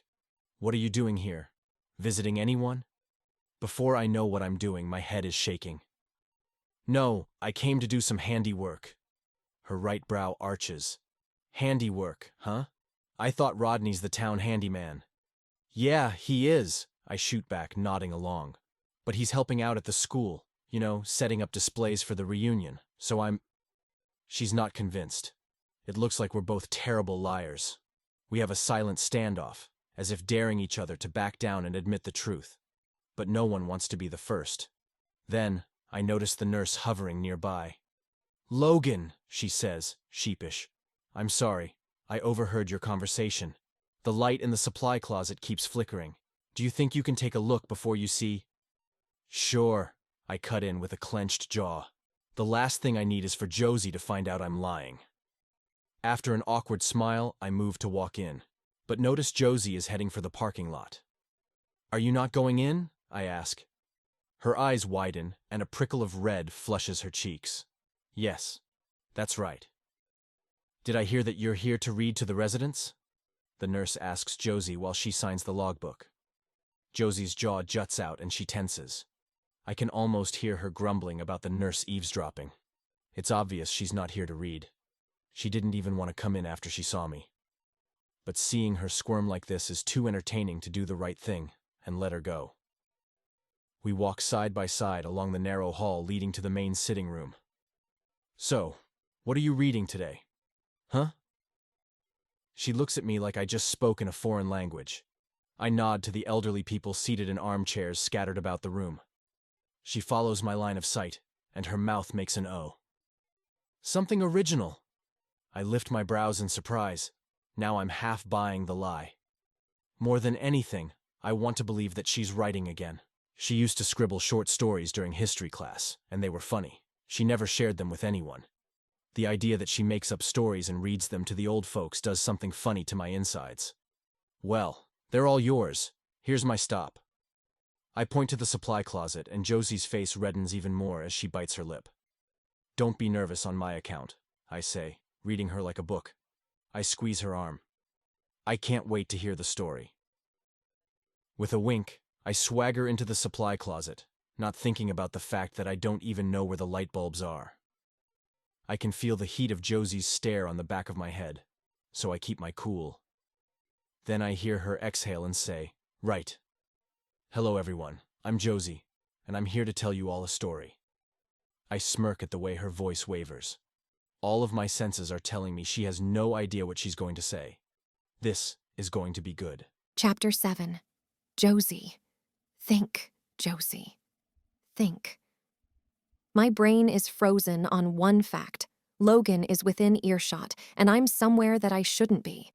99.9% of my brain is telling me to make a run for it. But I'd have to explain myself when I see him at the reunion. I can't humiliate myself twice in 24 hours. In fact, I've used up my quota for public humiliation for the year. So I swallow against the hard lump in my throat and put on my best smile. My eyes cast about the sea of frail eyes. I just need to make up a story. I can do that. People make up stories all the time. I'm a pro at coming up with elaborate tales to explain why I can't go to the work party or have drinks with the other interns. But standing on the spot, with pools of sweat on my upper lip and my hands shaking, it's proving difficult to get my brain to come up with anything. All I wanted was to find out why my grandpa sent me here. I wondered if Logan's mom and dad are staying at the care facility, but a quick scan of the room squashes that theory. I want to know why Logan didn't reach out to me after the accident. I could have been there for him. Every part of my brain is consumed by the thought that I need to talk to him. But how do you open up a conversation about something that happened a decade ago? How do I tell Logan that I know? My thoughts are too jumbled to make up a story. So, I decide to tell one that I know really well. I just need to change the names and places, but not too much, so that he gets the message. There was this small town called Raindrop Creek, I begin, making sure my voice is nice and loud so the residents can hear. I pull out a chair and take a seat, then settle into a long tale that would sound awfully familiar to anyone close to me, especially Logan. But that's the point. If I turn into a quivering mess when I'm around the guy, and I can't actually talk to him face to face, maybe this is the only way. It was the first day of high school for Jody. My mind opens up and flashes of memories cross my mind, flooding me with old emotions. Just like that, I'm a kid again. I tell them about the day I developed a crush for Logan, or Lloyd in my story. I was walking around the school with a map in one hand and a stack of books under my arm. I turned a corner and bumped into this tall boy who knocked me right off my feet. But this kid had ninja reflexes, and he grabbed my waist, yanking me up before I hit the floor. He couldn't save the books from raining down, but in that moment, I didn't care. All I could see were his big, watery blue eyes. I lost myself in them. Even though it would take 3 angsty years to finally get his attention again, Jody knew that Lloyd was the one. When we were picked to be lab partners, it was the perfect opportunity to get the guy to finally notice me. It worked. Before long, we were totally in love. At least, we were obsessed with each other's company. I'm not entirely sure if a teenager knows what it's like to be in love.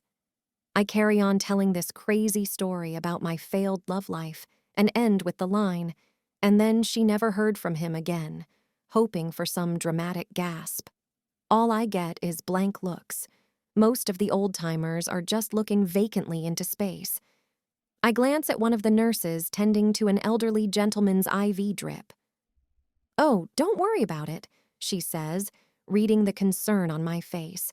"Most of them are deaf in here, but it's real sweet of you to come by and visit." My blood turns cold, but before I can make my excuses and leave, Logan swaggers out of the supply closet with a light bulb in his hand. You'd think he just got away with robbing a bank by the smug look on his face. "All fixed, Sandy." He winks at the nurse, then his eyes land on me and his forehead reddens. "Are you done?" Glad for the opportunity to run from the awkward situation, but equally disappointed that I've only come away with more questions, I follow Logan outside. I want to ask him about the accident, or tell him the truth about why I came. But for some reason, my mouth has stopped working. I can't get it to move. Logan stops outside the doors and faces me, his expression thoughtful. "That story," he begins, looking at the ground. I bite my lip. "It's ours, yeah," I confess. Logan scratches the back of his neck and meets my gaze again.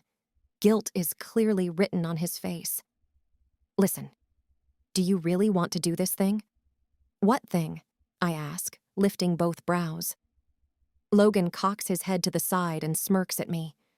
"Pretend to be together for the reunion." I gulp.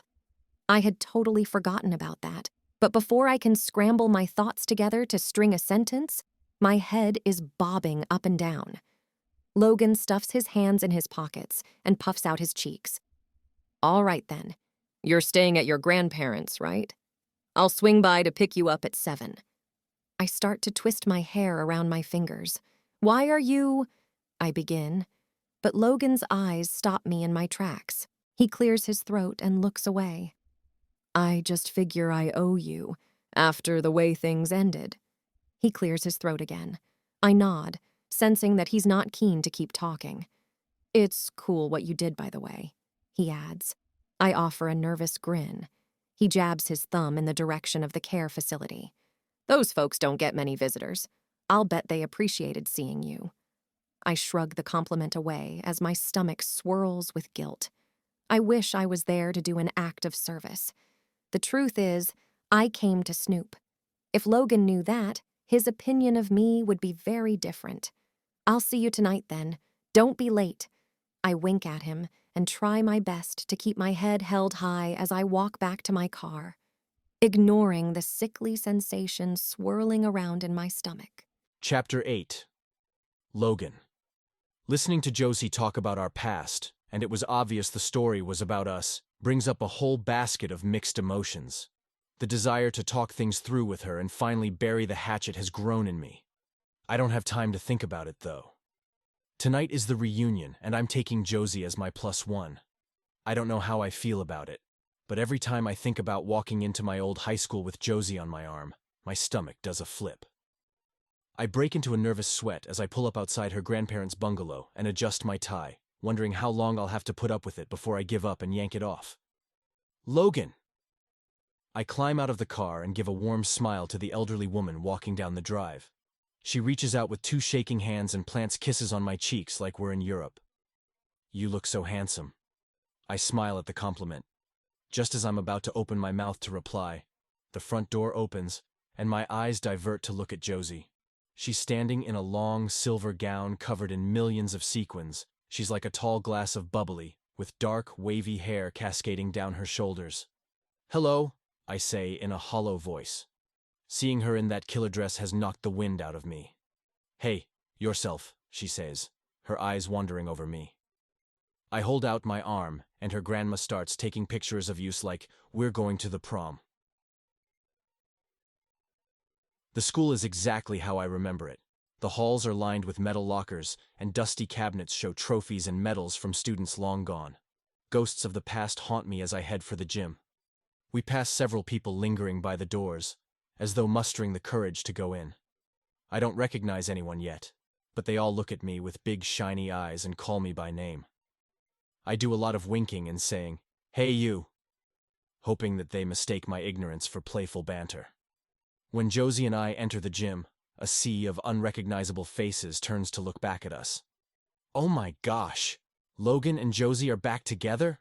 Some excited woman murmurs to our right. I resist the urge to roll my eyes. It's like we never left high school. Whispers follow our every move, and Josie clutches my arm like a lifeline. We mill around the room, mingling and participating in small talk, before I lead Josie to the banquet tables for a drink. I can't keep my eyes off her. The way her hand fits snug in the crook of my arm is like she never left my side. Even after all these years, I'm amazed at how natural it feels to walk arm in arm. I groan inwardly at the sight of the blonde standing by the punch bowl, Shelly Bones. Shelly's mouth hangs open and she squeals at the sight of us. Is this really happening? Josie and Logan are back together? The sea of faces turns in our direction again, and people start clapping now. A rush of adrenaline soars through me, filling me with a buzz. Then I catch sight of Wyatt helping himself to food further down the table. At Shelly's announcement, he looks up and smirks. He looks pleased with himself, as though he engineered this whole plot. I'll never hear the end of it. Wyatt raises a glass in my direction. You'd think the reunion was for the 2 of us. We parade around, beaming from ear to ear. Josie leans in to mutter in my ear. Well, no one is asking about my failed career, so thank you for this. I chuckle. Don't mention it. My intentions are not entirely altruistic. Suddenly, everything goes into slow motion. One of the guys knocks into the punch bowl, and splashes of punch hit the floor right by Josie's feet. She slips and lurches back with a yelp. With ninja reflexes, I grab her and cradle her body close to mine. Her bright brown eyes blink up at me in shock. I bow my head, searching her face for any sign of pain. Are you all right? She just blinks, her breath's coming out in quick puffs and blowing on my cheeks. Our mouths are so close, I could easily lower my head and kiss her right here, right now. I move my head a fraction of an inch, but just as my lips brush against hers, she pulls away and smooths out her dress. Then the slow motion ends, and now everything is happening really fast. There's a rush of movement as excited people form a loose circle around us to watch our every move. My heart is hammering in my chest, and my mouth grows impossibly dry. That's when the realization dawns. Judging by the way everyone is looking at me, I think I'm the last person to figure it out. I want to kiss Josie. Like a man starved for a glass of water in the Sahara Desert, I'm still in love with Josie. Chapter 9. Josie. It takes a minute to register that the music has stopped and that I haven't gone deaf. There's a light cough and the squeal of a mic, and everyone looks at the stage to see a familiar face. Zoe Walsh. "Welcome, class of 2012, she bellows. Zoe looks like she's not aged a day. She's glowing, and her bright brown curls are just as wild and free as ever. Her slender arms and legs tell me she's still swimming. She's the type of person I imagine sipping chamomile tea in the evenings and doing yoga on the beach at dawn.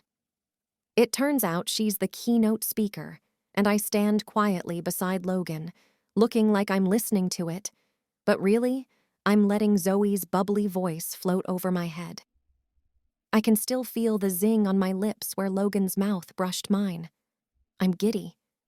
The intensity of his gaze set something alight. I've always known that I'm not over him, but I didn't think he could still have feelings for me. My brain spins, conjuring up painful memories and unanswered questions.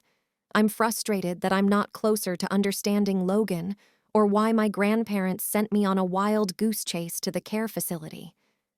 I thought I'd find someone, a family member perhaps, or someone who could give me answers. Instead, I find Logan playing janitor. Is that why my grandpa sent me there? Did they know Logan would be there? Maybe Grandpa thought Logan would open up to me. I laugh inwardly at the thought. Clearly, my grandparents don't know Logan well enough. The topic seems too painful for him to talk about, but I have to know what happened after his parents' accident 10 years ago. Why didn't he talk to me about it? Why did he just shut me out? And what was he doing at the care facility today? There's no way he was there to do a bit of janitorial work. Rousing applause jolts me, and I join in, clapping with so much zeal, my palms start to sting. The music starts up again. Logan turns to me and holds out his hand. "May I have this dance?" His voice is soft and silky, and the twinkle is back in his eyes as he grins at me. I place my hand in his, and his warmth rises all the way up my arm, making my toes curl. The next thing I know, we're in the crowd of dancers. I'm wrapped up in his arms again. Just like that, we're back at prom. Only this time, Logan's face has lines. I trace the ones near his eyes. Then I gaze at the deep crease between his brows, a sign of years of intense worry and stress. "Remember the last time we danced?" Logan asks. His eyes are glazed over as though the memory is playing out like a movie inside his head. I nod. Prom. We were standing right here, on this very spot. Then I bite my lip. "Do you remember what you said to me?" Logan's pensive smile fades, and he looks at me. No. It's a lie. His body has stiffened, and his eyes flashed dark. I wrap my arms around his neck a light tighter. "You promised that you would never let me go." Logan's hands flex at my waist, and the side of his jaw bulges. Then his eyes dart around the room. A camera flashes. He doesn't need to speak for me to know what's going on inside his head. He struggles to open up about his feelings at the best of times. In a crowded, sweaty gym full of 30-something-year-olds, it's almost impossible. "It's hot in here. Do you want to get out for some fresh air?" he asks, his voice sounding strangled. I nod, happy for an excuse to get away from the prying eyes of our old classmates. We hold hands. I can't work out if it's because of the people watching, or if it's the fact that it just feels so natural to be holding Logan's hand again. Either way, I let a genuine smile settle on my face as we wave to people who look in our direction. I couldn't care less about the reunion. The only person I'm happy to be reunited with is holding my hand and taking me outside. In spite of my good sense, my heart flutters. We stroll outside, and the cool evening air is a relief from the stuffy gym. We walk for a long time in comfortable silence.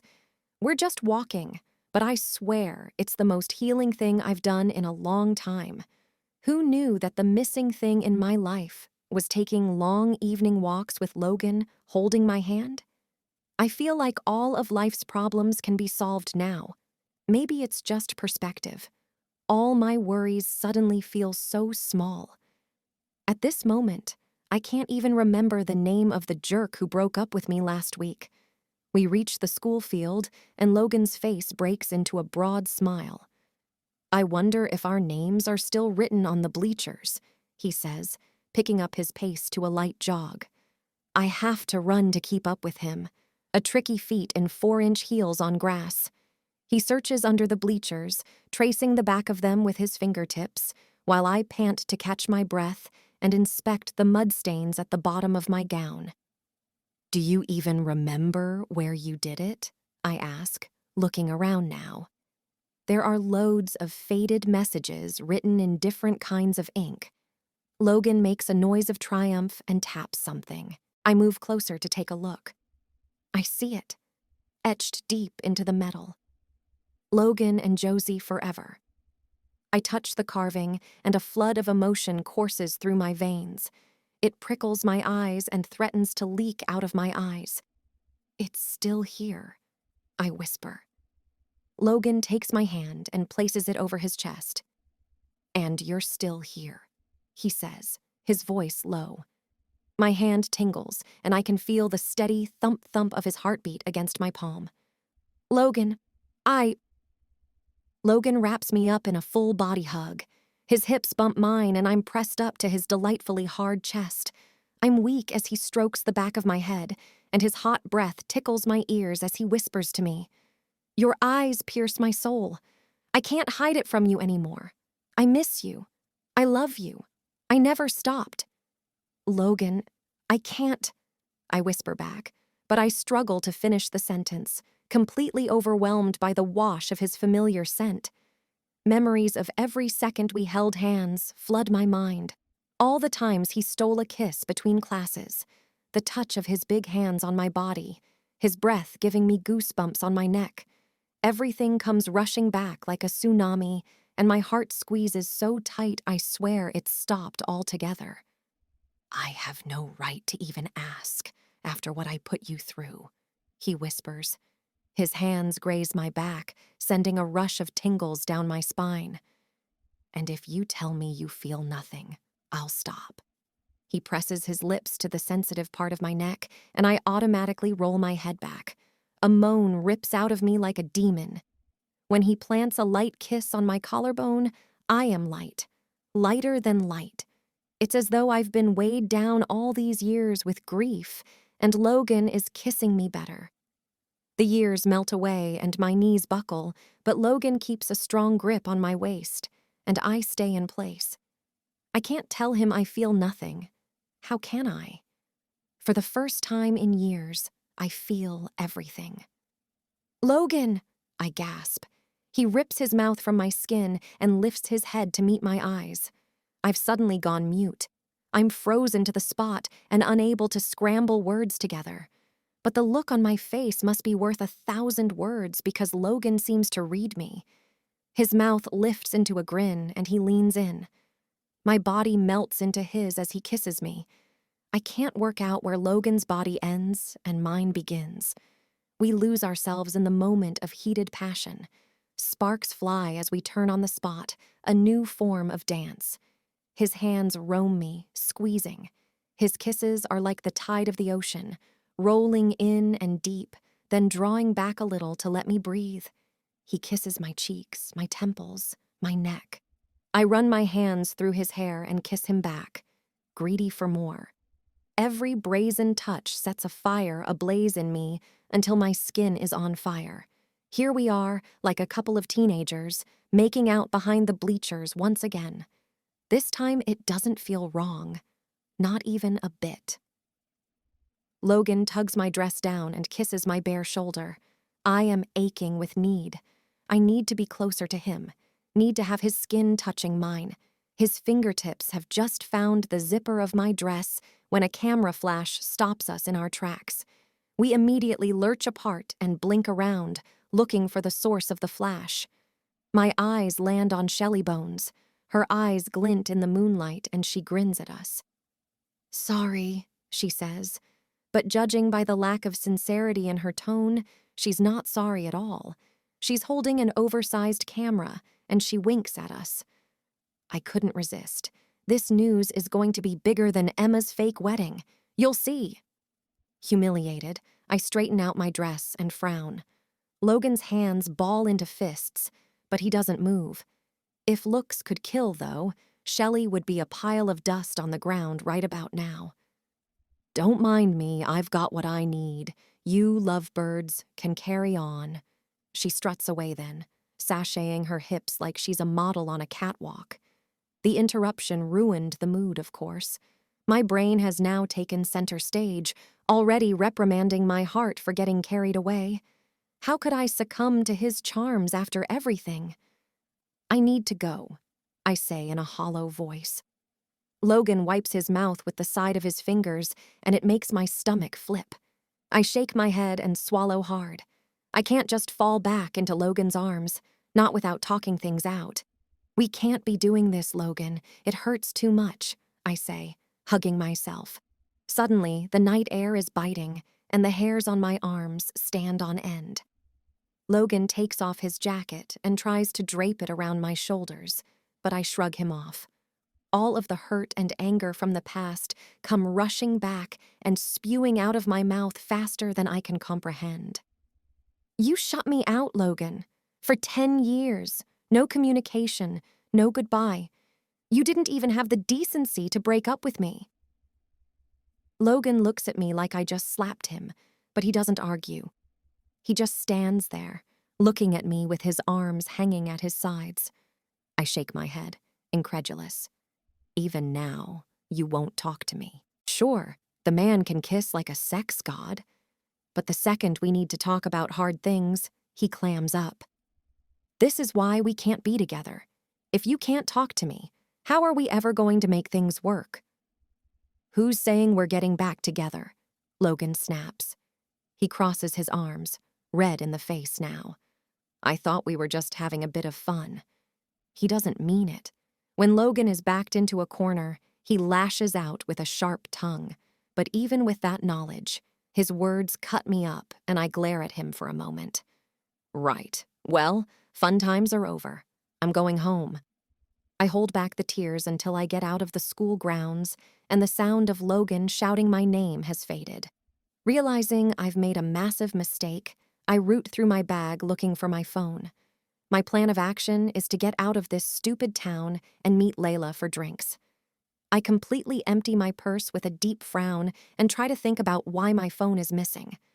My stomach lurches when I remember placing it on the desk to sign in at the care facility. I don't remember picking it back up. Luckily, it's just 2 blocks away from the school. So I head for it, my mind spinning with thoughts. Even after all this time, Logan has an effect on me. I wish he didn't. I wish he was just an ex who got under my skin. Someone I was infatuated with once, never to be seen or thought about again. Maybe then, his words wouldn't have hurt so much. Feeling like a fool, I walk to the building and press the buzzer. It's late. Visiting hours ended ages ago, but I'm counting the seconds I can leave this town and I can't do that without my phone. Finally, a female voice crackles out of the speaker. "Visiting hours are close at ma'am. Please can you..." A squeal cuts the voice off, and another female voice starts speaking at an accelerated rate. "Josie, I'm so glad you're here. He's been asking for you." Before I can speak, the door buzzes, and I push it open. The nurse from this afternoon rushes to me, her face shiny with sweat. Flyaway strands of hair are stuck to her temples. "I tried to call, But then we found your phone here. She holds out my phone and I take it gratefully. My curiosity is piqued, though. Sorry, who asked for me? The nurse walks quickly and I have to trot to keep up with her. Why is everyone in such a hurry tonight? The sides of my shoes are squeezing my toes, and it won't be long before I'm walking round town barefoot. The nurse stops outside a door, and my heart jolts at the name on it. Mr. Black, Logan's dad. Chapter 10. Logan. Logan Black. Mind if I have a squeeze? Holly Jones doesn't wait for a reply before she grabs my bicep and pinches it. Her cheeks are flushed. I guess there's enough alcohol in her system to give her the courage to be more forward. Holly used to sit behind me in art class. She'd tell everyone and anyone that she was going to leave Snowdrop Valley, marry a senator, and own her own fashion company. I'd ask her whether she made it happen, but the lack of a ring on her wedding finger holds me back. Besides, my mind is far too busy to focus on a conversation right now. My eyes scan the hall, and I see Wyatt sat by the drinks, studying his cup like it's a Rubik's Cube. I make my excuses and shrug my way through the crowd of people. When I finally meet Wyatt, his eyes lift to meet mine, and he looks like a broken man. My chest tightens. He looks as bad as I feel. Why the long face? I ask, trying to sound lighthearted, but my tone sounds far more sincere than I intended. I pour myself a drink and take a seat next to him. I have decided that I do not like reunions, Wyatt announces, still looking at the cup full of punch. I give him a look before I take a swig of my drink. It's too bitter to enjoy, but I welcome the rush of alcohol in my system. Soon, the throbbing ache in my chest will go numb. That's all I need right now. You persuaded me to come, I remind him. The corner of Wyatt's mouth ticks up for a splinter of a second before he frowns deeply again. Everyone is bragging about their perfect lives, he says. I laugh. So what? You're the most successful person here. Didn't you say your business did $1 billion last year? Wyatt's eyes don't leave his cup as he shrugs. Almost 2 billion, actually. I gulp down the rest of my drink while Wyatt straightens his spine and lowers his cup. It's just numbers. I lift a suspicious brow. You love numbers. I've never seen Wyatt like this before. He's usually so confident and matter-of-fact. It unsettles me enough to forget about my own problems. What's going on? I ask him. He pulls out a worn copy of Lord of the Rings, The Two Towers. You know I wouldn't last a day in Middle-earth with my skills? I hold my breath to stop a groan from escaping my lips. Here he goes again, talking about those Lord of the Rings books. Wyatt carried them around with him all through middle school and high school, and I'd catch him reading one every spare moment. Sometimes he'd sneak a copy out during French class. It was the only class he failed, and that came as no surprise to me. The French teacher was missing a trick, though. She should have encouraged Wyatt to get those books in French. He would have been fluent by the next spring. Luckily, Middle-earth is a fictional place, I say, trying to lighten the mood. But the crease between Wyatt's brows only deepens. He gives me a hard look, then gulps down his drink until his cup is empty. Something is missing in my life. The problem is, I can't figure out what. I cock my head to the side. Maybe it's your elven princess. One summer in freshman year, Wyatt made everyone call him Aragorn, King of Gondor. He must have been thinking about it too, because his face flushes with color. Well, like you said, it's just fiction. I look ahead, watching the people dance and banter with each other. My throat is constricted as I think about Josie and how warm she was in my arms. I stare at the spot where we danced and the ache in my chest only throbs harder. But the alcohol has loosened my tongue, and I finally have the courage to express my thoughts. Tell me something, I start, refusing to look at Wyatt. Aragorn gets the girl at the end, right? Wyatt snorts. Aragorn takes up his rightful place on the throne of Gondor, with Arwen at his side. Yes. I scratch the back of my neck. How did he tell her? Tell her what? I cough. You know, how he felt about her. I mean, the elf gave up her immortality to be with him, even though he was always off on adventures without her. Wyatt hummed, thumbing through the pages. I don't understand what you mean. He just told her what he was thinking. It's then that I realize I'm talking to the wrong person about this. Wyatt has no problems with communicating his thoughts. He's a frank, pragmatic person. They say being on the autism spectrum is a disability, but in my eyes it gives Wyatt a sort of superpower. He's never afraid of what people will think of him, or how his words might be misconstrued. He just speaks his truth. It's refreshing. Josie said that I don't communicate well, I say, scrubbing my chin in a bid to look passive, but just saying the words hits me in the gut. She's right, Wyatt says. Another gut punch. I face him, my face souring. You know me. I'm not big on emotions. How am I supposed to talk when it makes me feel? Wyatt interrupts me with an eye roll. I frown at him. What? After several moments of staring, Wyatt rakes a hand through his dark hair with a sigh. I'm just trying to work out why you're sitting here, talking to me, when you've got a woman out there who adores you. I swallow his words and they cut the back of my throat like razor blades. You're right. I shouldn't be talking about this to Wyatt. Not when Josie is in town. This could be my last chance. If I pass this up, I know I'll spend the rest of my life wishing I had spoken up and told her everything. As painful as it all is. The agony of losing her forever is worse. I have to go. I clap him on the shoulder and Wyatt chuckles. Go get your girl, he calls after me as I hustle out of the gym. Chapter 11. Josie. The nurse opens the door, and there's an eerie silence in the room, but for a beeping machine. The air is heavy as I step inside, and the only light in the room is a dim lamp on a small nightstand. A man is lying in the bed, hooked up to all sorts of machines.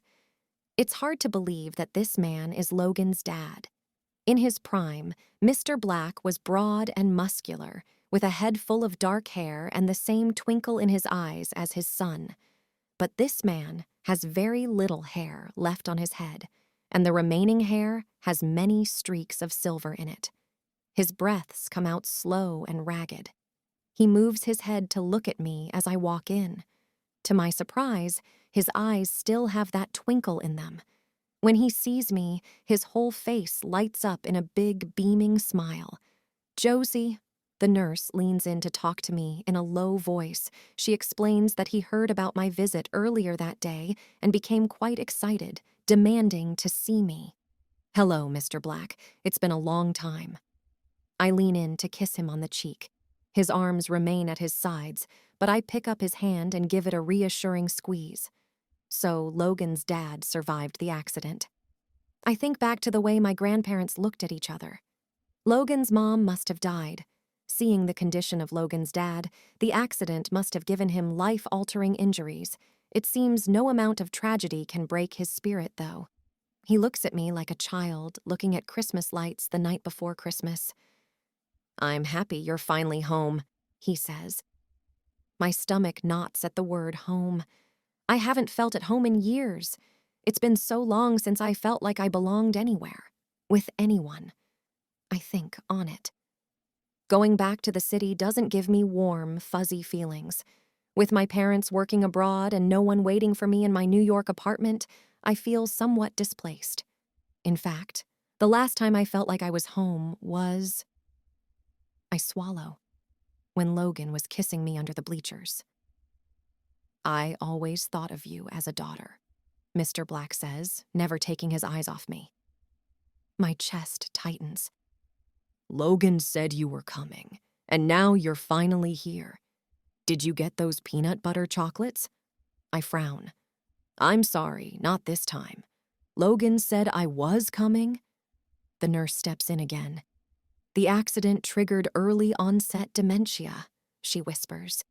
He thinks you and Logan are married. So Logan has been telling him you're at the store and will be here soon. I hold my breath at the thought. For all these years, he's been visiting his dad and telling him I was at the store, pretending we're still together. After several moments, the tightness in my chest becomes unbearable. I'm going to run to the store and get those chocolates, I say, my voice shaking as I rise to a stand. Mr. Black's smile fades. Oh, right. He coughs. Logan will be here soon, I expect. I nod, forcing back the tears brimming my eyes. Yep. My voice is far too high-pitched. I say my goodbyes and shuffle out of the room. When I'm out of the room, I turn to the nurse. Does Logan come to visit often? The nurse nods, her smile beaming. He's so devoted to his father. He comes in every week, and he's donated generously to the clinic ever since he started with the NFL. I clutch my purse, my head spinning. He didn't say a word to me. The nurse cocks her head to the side. I expect he has his reasons. Perhaps he didn't want to burden you. I nod, but my hands won't stop trembling. Back at my grandparents' house, I lay in bed, still in my gown, and look up at the dark ceiling. Shadows dance across the walls of the trees outside the window. Everything is quiet, much quieter than my apartment in the city, but my head is full of noise. I try to picture Logan, fresh out of high school, about to start a scholarship at college, finding out his parents were in an accident and his mom is dead. Your father survived, but he'll need round-the-clock care. Logan was barely an adult. Just like that, he became the sole carer to his dad, while still grieving the loss of his mom. And I was gone. Now I wish I'd been more persistent. I could have come home, looked him up, insisted on seeing him face to face. But his silence hurt me. I thought he was pushing me away. I thought he'd moved on. I thought he maybe didn't want to know me or anyone from Snowdrop Valley. In my pride, I cut him off too. I went as far as making my grandparents promise not to mention his name, and when I started to see him on the news as this big-shot NFL player, I thought it proved my suspicions had been confirmed. He simply moved on. In reality, he was carrying the weight of the world on his shoulders. He's never been the best at opening up about hard things, and what he's been through is so intense I don't blame him for not wanting to talk about it. Where do you even start? My phone lights up with a text message. I look at it and hitch a breath. It's him. I don't want to wake your grandparents, but I'm outside.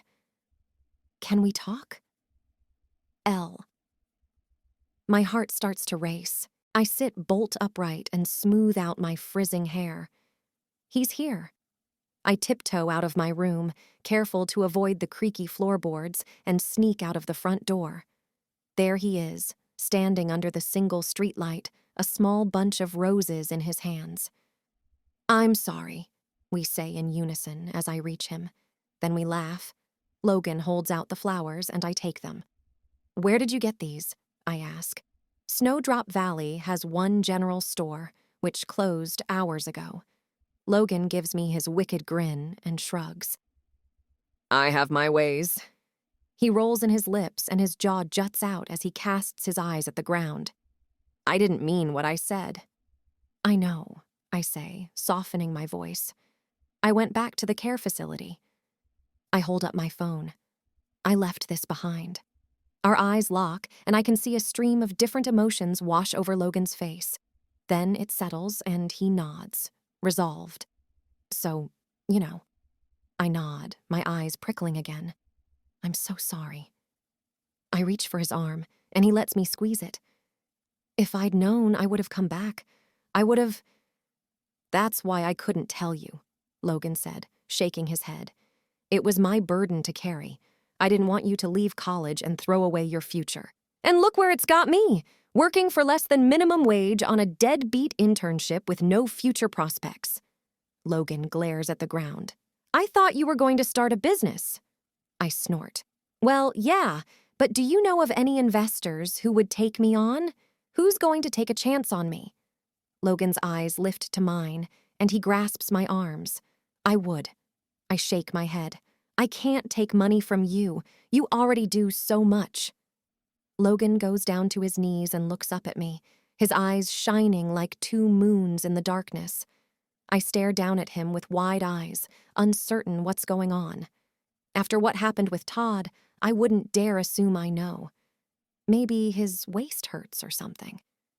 I retired from the NFL because I'm ready to settle down and build a family. Now you know the truth. He clears his throat, and his eyes grow misty. I want to tell you everything. It's just difficult. I nod along. I get it. Really. Logan shakes his head. But you're right. If we are to make things work, I need to talk to you. His hands find my waist and he squeezes me. I'm sorry I shut you out. I hate that I hurt you all these years. His touch is heating up my body again, and my heart is hammering so fast, I worry it's going to overheat and burst into flames.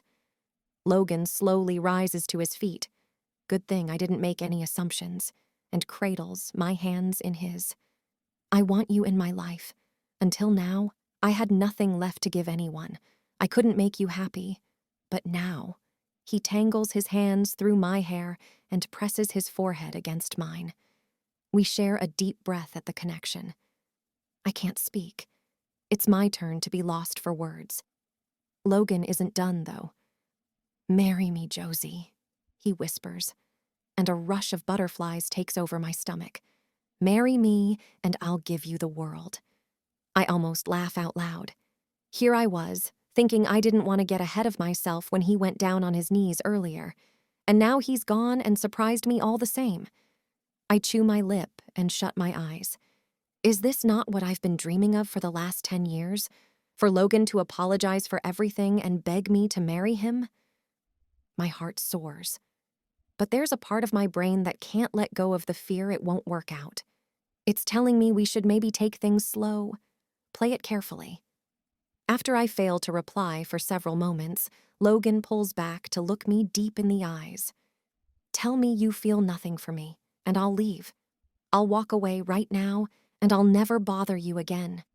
His breaths are coming out quick and shallow, and I clamp my teeth together, lost in his eyes. I can't, I whisper. He looks at me desperate. You can't what? I'm shaking now. The flowers start to rustle, and red petals fall at our feet. Then I swallow and muster the courage to speak. I can't tell you I feel nothing. The crease between Logan's brows disappears. He grabs the tops of my arms and squeezes. Are you saying? My brain is screaming that I'm crazy. This is crazy, but my heart is roaring louder. I place a hand on his cheek and caress it. I'm saying I love you, Logan. I say, my body flooded with adoration for him. All these years he's been hurting and dealing with everything on his own. We've missed out on so much time. All of this time, you've shouldered everything alone. I don't want to waste another second. I know what I want. He squeezes my arms again. What do you want? I cock my head to the side and give him a playful smile. You need me to say it? Yes. I grin at the intensity in his eyes. You are what I want. It's always been you, Logan. Logan kisses me fully on the mouth, and it's like I'm being given mouth to mouth. I soak in the love pouring out of him and let it envelop my soul as we hold each other, kissing, our souls entwine, and a rush of tingles spreads through my whole body. This feels right. We pull apart long enough to catch our breaths and collapse into each other's arms again. I rest my head on his chest and listen to his racing heart. I'm never letting you go again, Logan says, kissing the top of my head. I bury my face in his chest with a grin before I pull back to smile at him. Good, because you're not getting rid of me so easily. Good, he says. Then he leans in and kisses me again. Soon, he pulls back, then looks far away for a moment as though he's just been struck by a sudden thought. What is it? I ask. He snaps out of his head and looks at me as though he's seeing me for the first time. You know what? I think I do know someone who would be interested in investing in your business idea. I lift my brows. Are you serious? What makes you so sure? Logan laughs, wraps me up in his arms, and pulls me in a little tighter. Let's just say I know a guy with more money than he knows what to do with. Then he picks me up, literally sweeps me off my feet. I squeal, clutching his neck with both hands. What are you doing? I ask. Logan nuzzles my neck and starts walking us down the path. I'm taking you to our home. Our home? I ask, lifting a brow. Yes, ma'am, Logan replies, carrying me like I don't weigh anything more than a Barbie doll. My heart flutters again. I like the sound of that, I say. Then I rest my head on his chest again and stare at the pretty roses on my lap. The future is still full of mystery, but for the first time in a long time, one thing is clear. Whatever is coming for us, Logan and I will face it together. Leila was right. When she finds out about this, she'll never let me forget it. The end. Epilogue. Logan! I shout, startled at the snap on my back. My bra just pinged open, and he barely touched me. That man is extremely good with his hands. I fall back onto the bed next to Logan, and he gives me a cheeky grin. You're sick, remember? There's only one thing that helps with the nausea. He winks, and I roll my eyes, but he's not wrong. Lately, my every waking moment has been plagued with nausea and fatigue. The only time nausea takes a back seat is when Logan is worshiping me in bed. Since I received a generous investment from Wyatt, my personal shopper business has been booming. It's been a whirlwind of a year. I've had more clients than I can manage on my own. We had our wedding at the small church in Snowdrop Valley with the whole town in attendance, and Logan started his new job as coach at our old high school. Life has had its ups and downs, and I never thought I would be this happy living in my hometown. But it turns out that Logan and I are living our best lives in the tiny town we were once so keen to leave. We're in a fancy hotel in Chicago now. It was Logan's idea to get away for the week and have a break. He was burnt out from his years with the NFL and said that a week-long getaway would do us both a world of good. So far, it has. Well, apart from the fact that my phone has been constantly vibrating. I take another call, trying to sound professional while Logan walks his fingers up my bare back. Blaze Hopkins has requested an appointment, and it can't wait, because he's going away on a press tour, my PA says on the phone. Blaze, the Hollywood actor? I ask. I immediately think of Leila. Blaze is her celebrity crush. She'll die when she finds out I've got him as a client. Fine. Send me the address and tell him I'll be there at 4. I hang up and catch Logan's hard look. What? I ask, covering myself up. Logan sits up. The satin sheets drop and give me another eyeful of his beautiful man chest. My heart dances. You're on a sabbatical, he says. Besides, your tests will be coming back from the doctor today. I sigh and drag a hand through my hair. You worry too much. Then I slide out of bed and try and fail to fasten the clasp of my bra. Logan slides over and fixes it for me. I turn around to face him and pick up my shirt. It's just a quick visit. I'll take his measurements, jot down some notes, and I'll be done. Where is it? He asks with a lifted brow. My phone vibrates. I look at it and groan. Shoot, it's in New York. Before Logan can argue, my phone rings and I take the call. My arms start to grow numb as I listen to the person on the other end of the phone. I have the entire conversation on autopilot.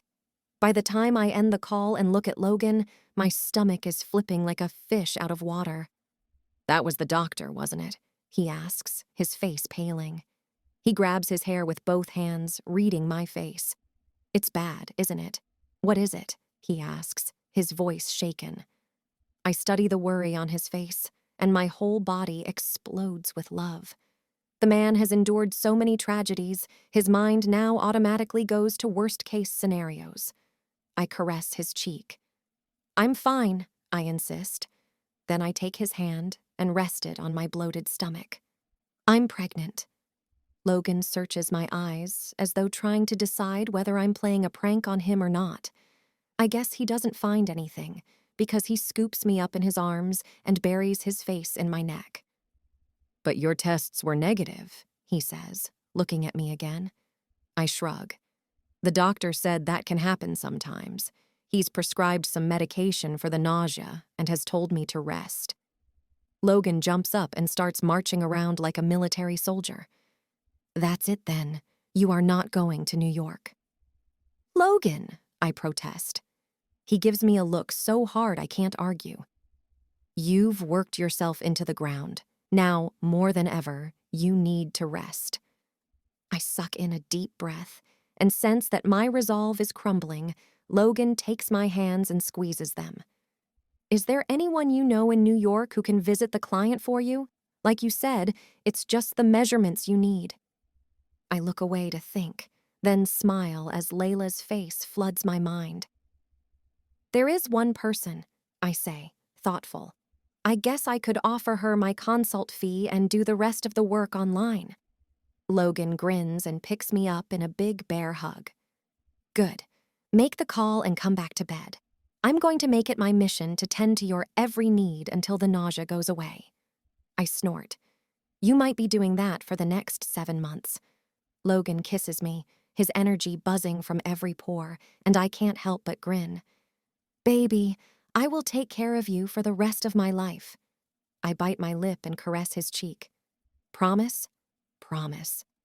Read Leila's story in The Terrible Personal Shopper now. This has been The High School Reunion by Laura Burton, narrated by Bella and Josh. Copyright by Burton and Burchell.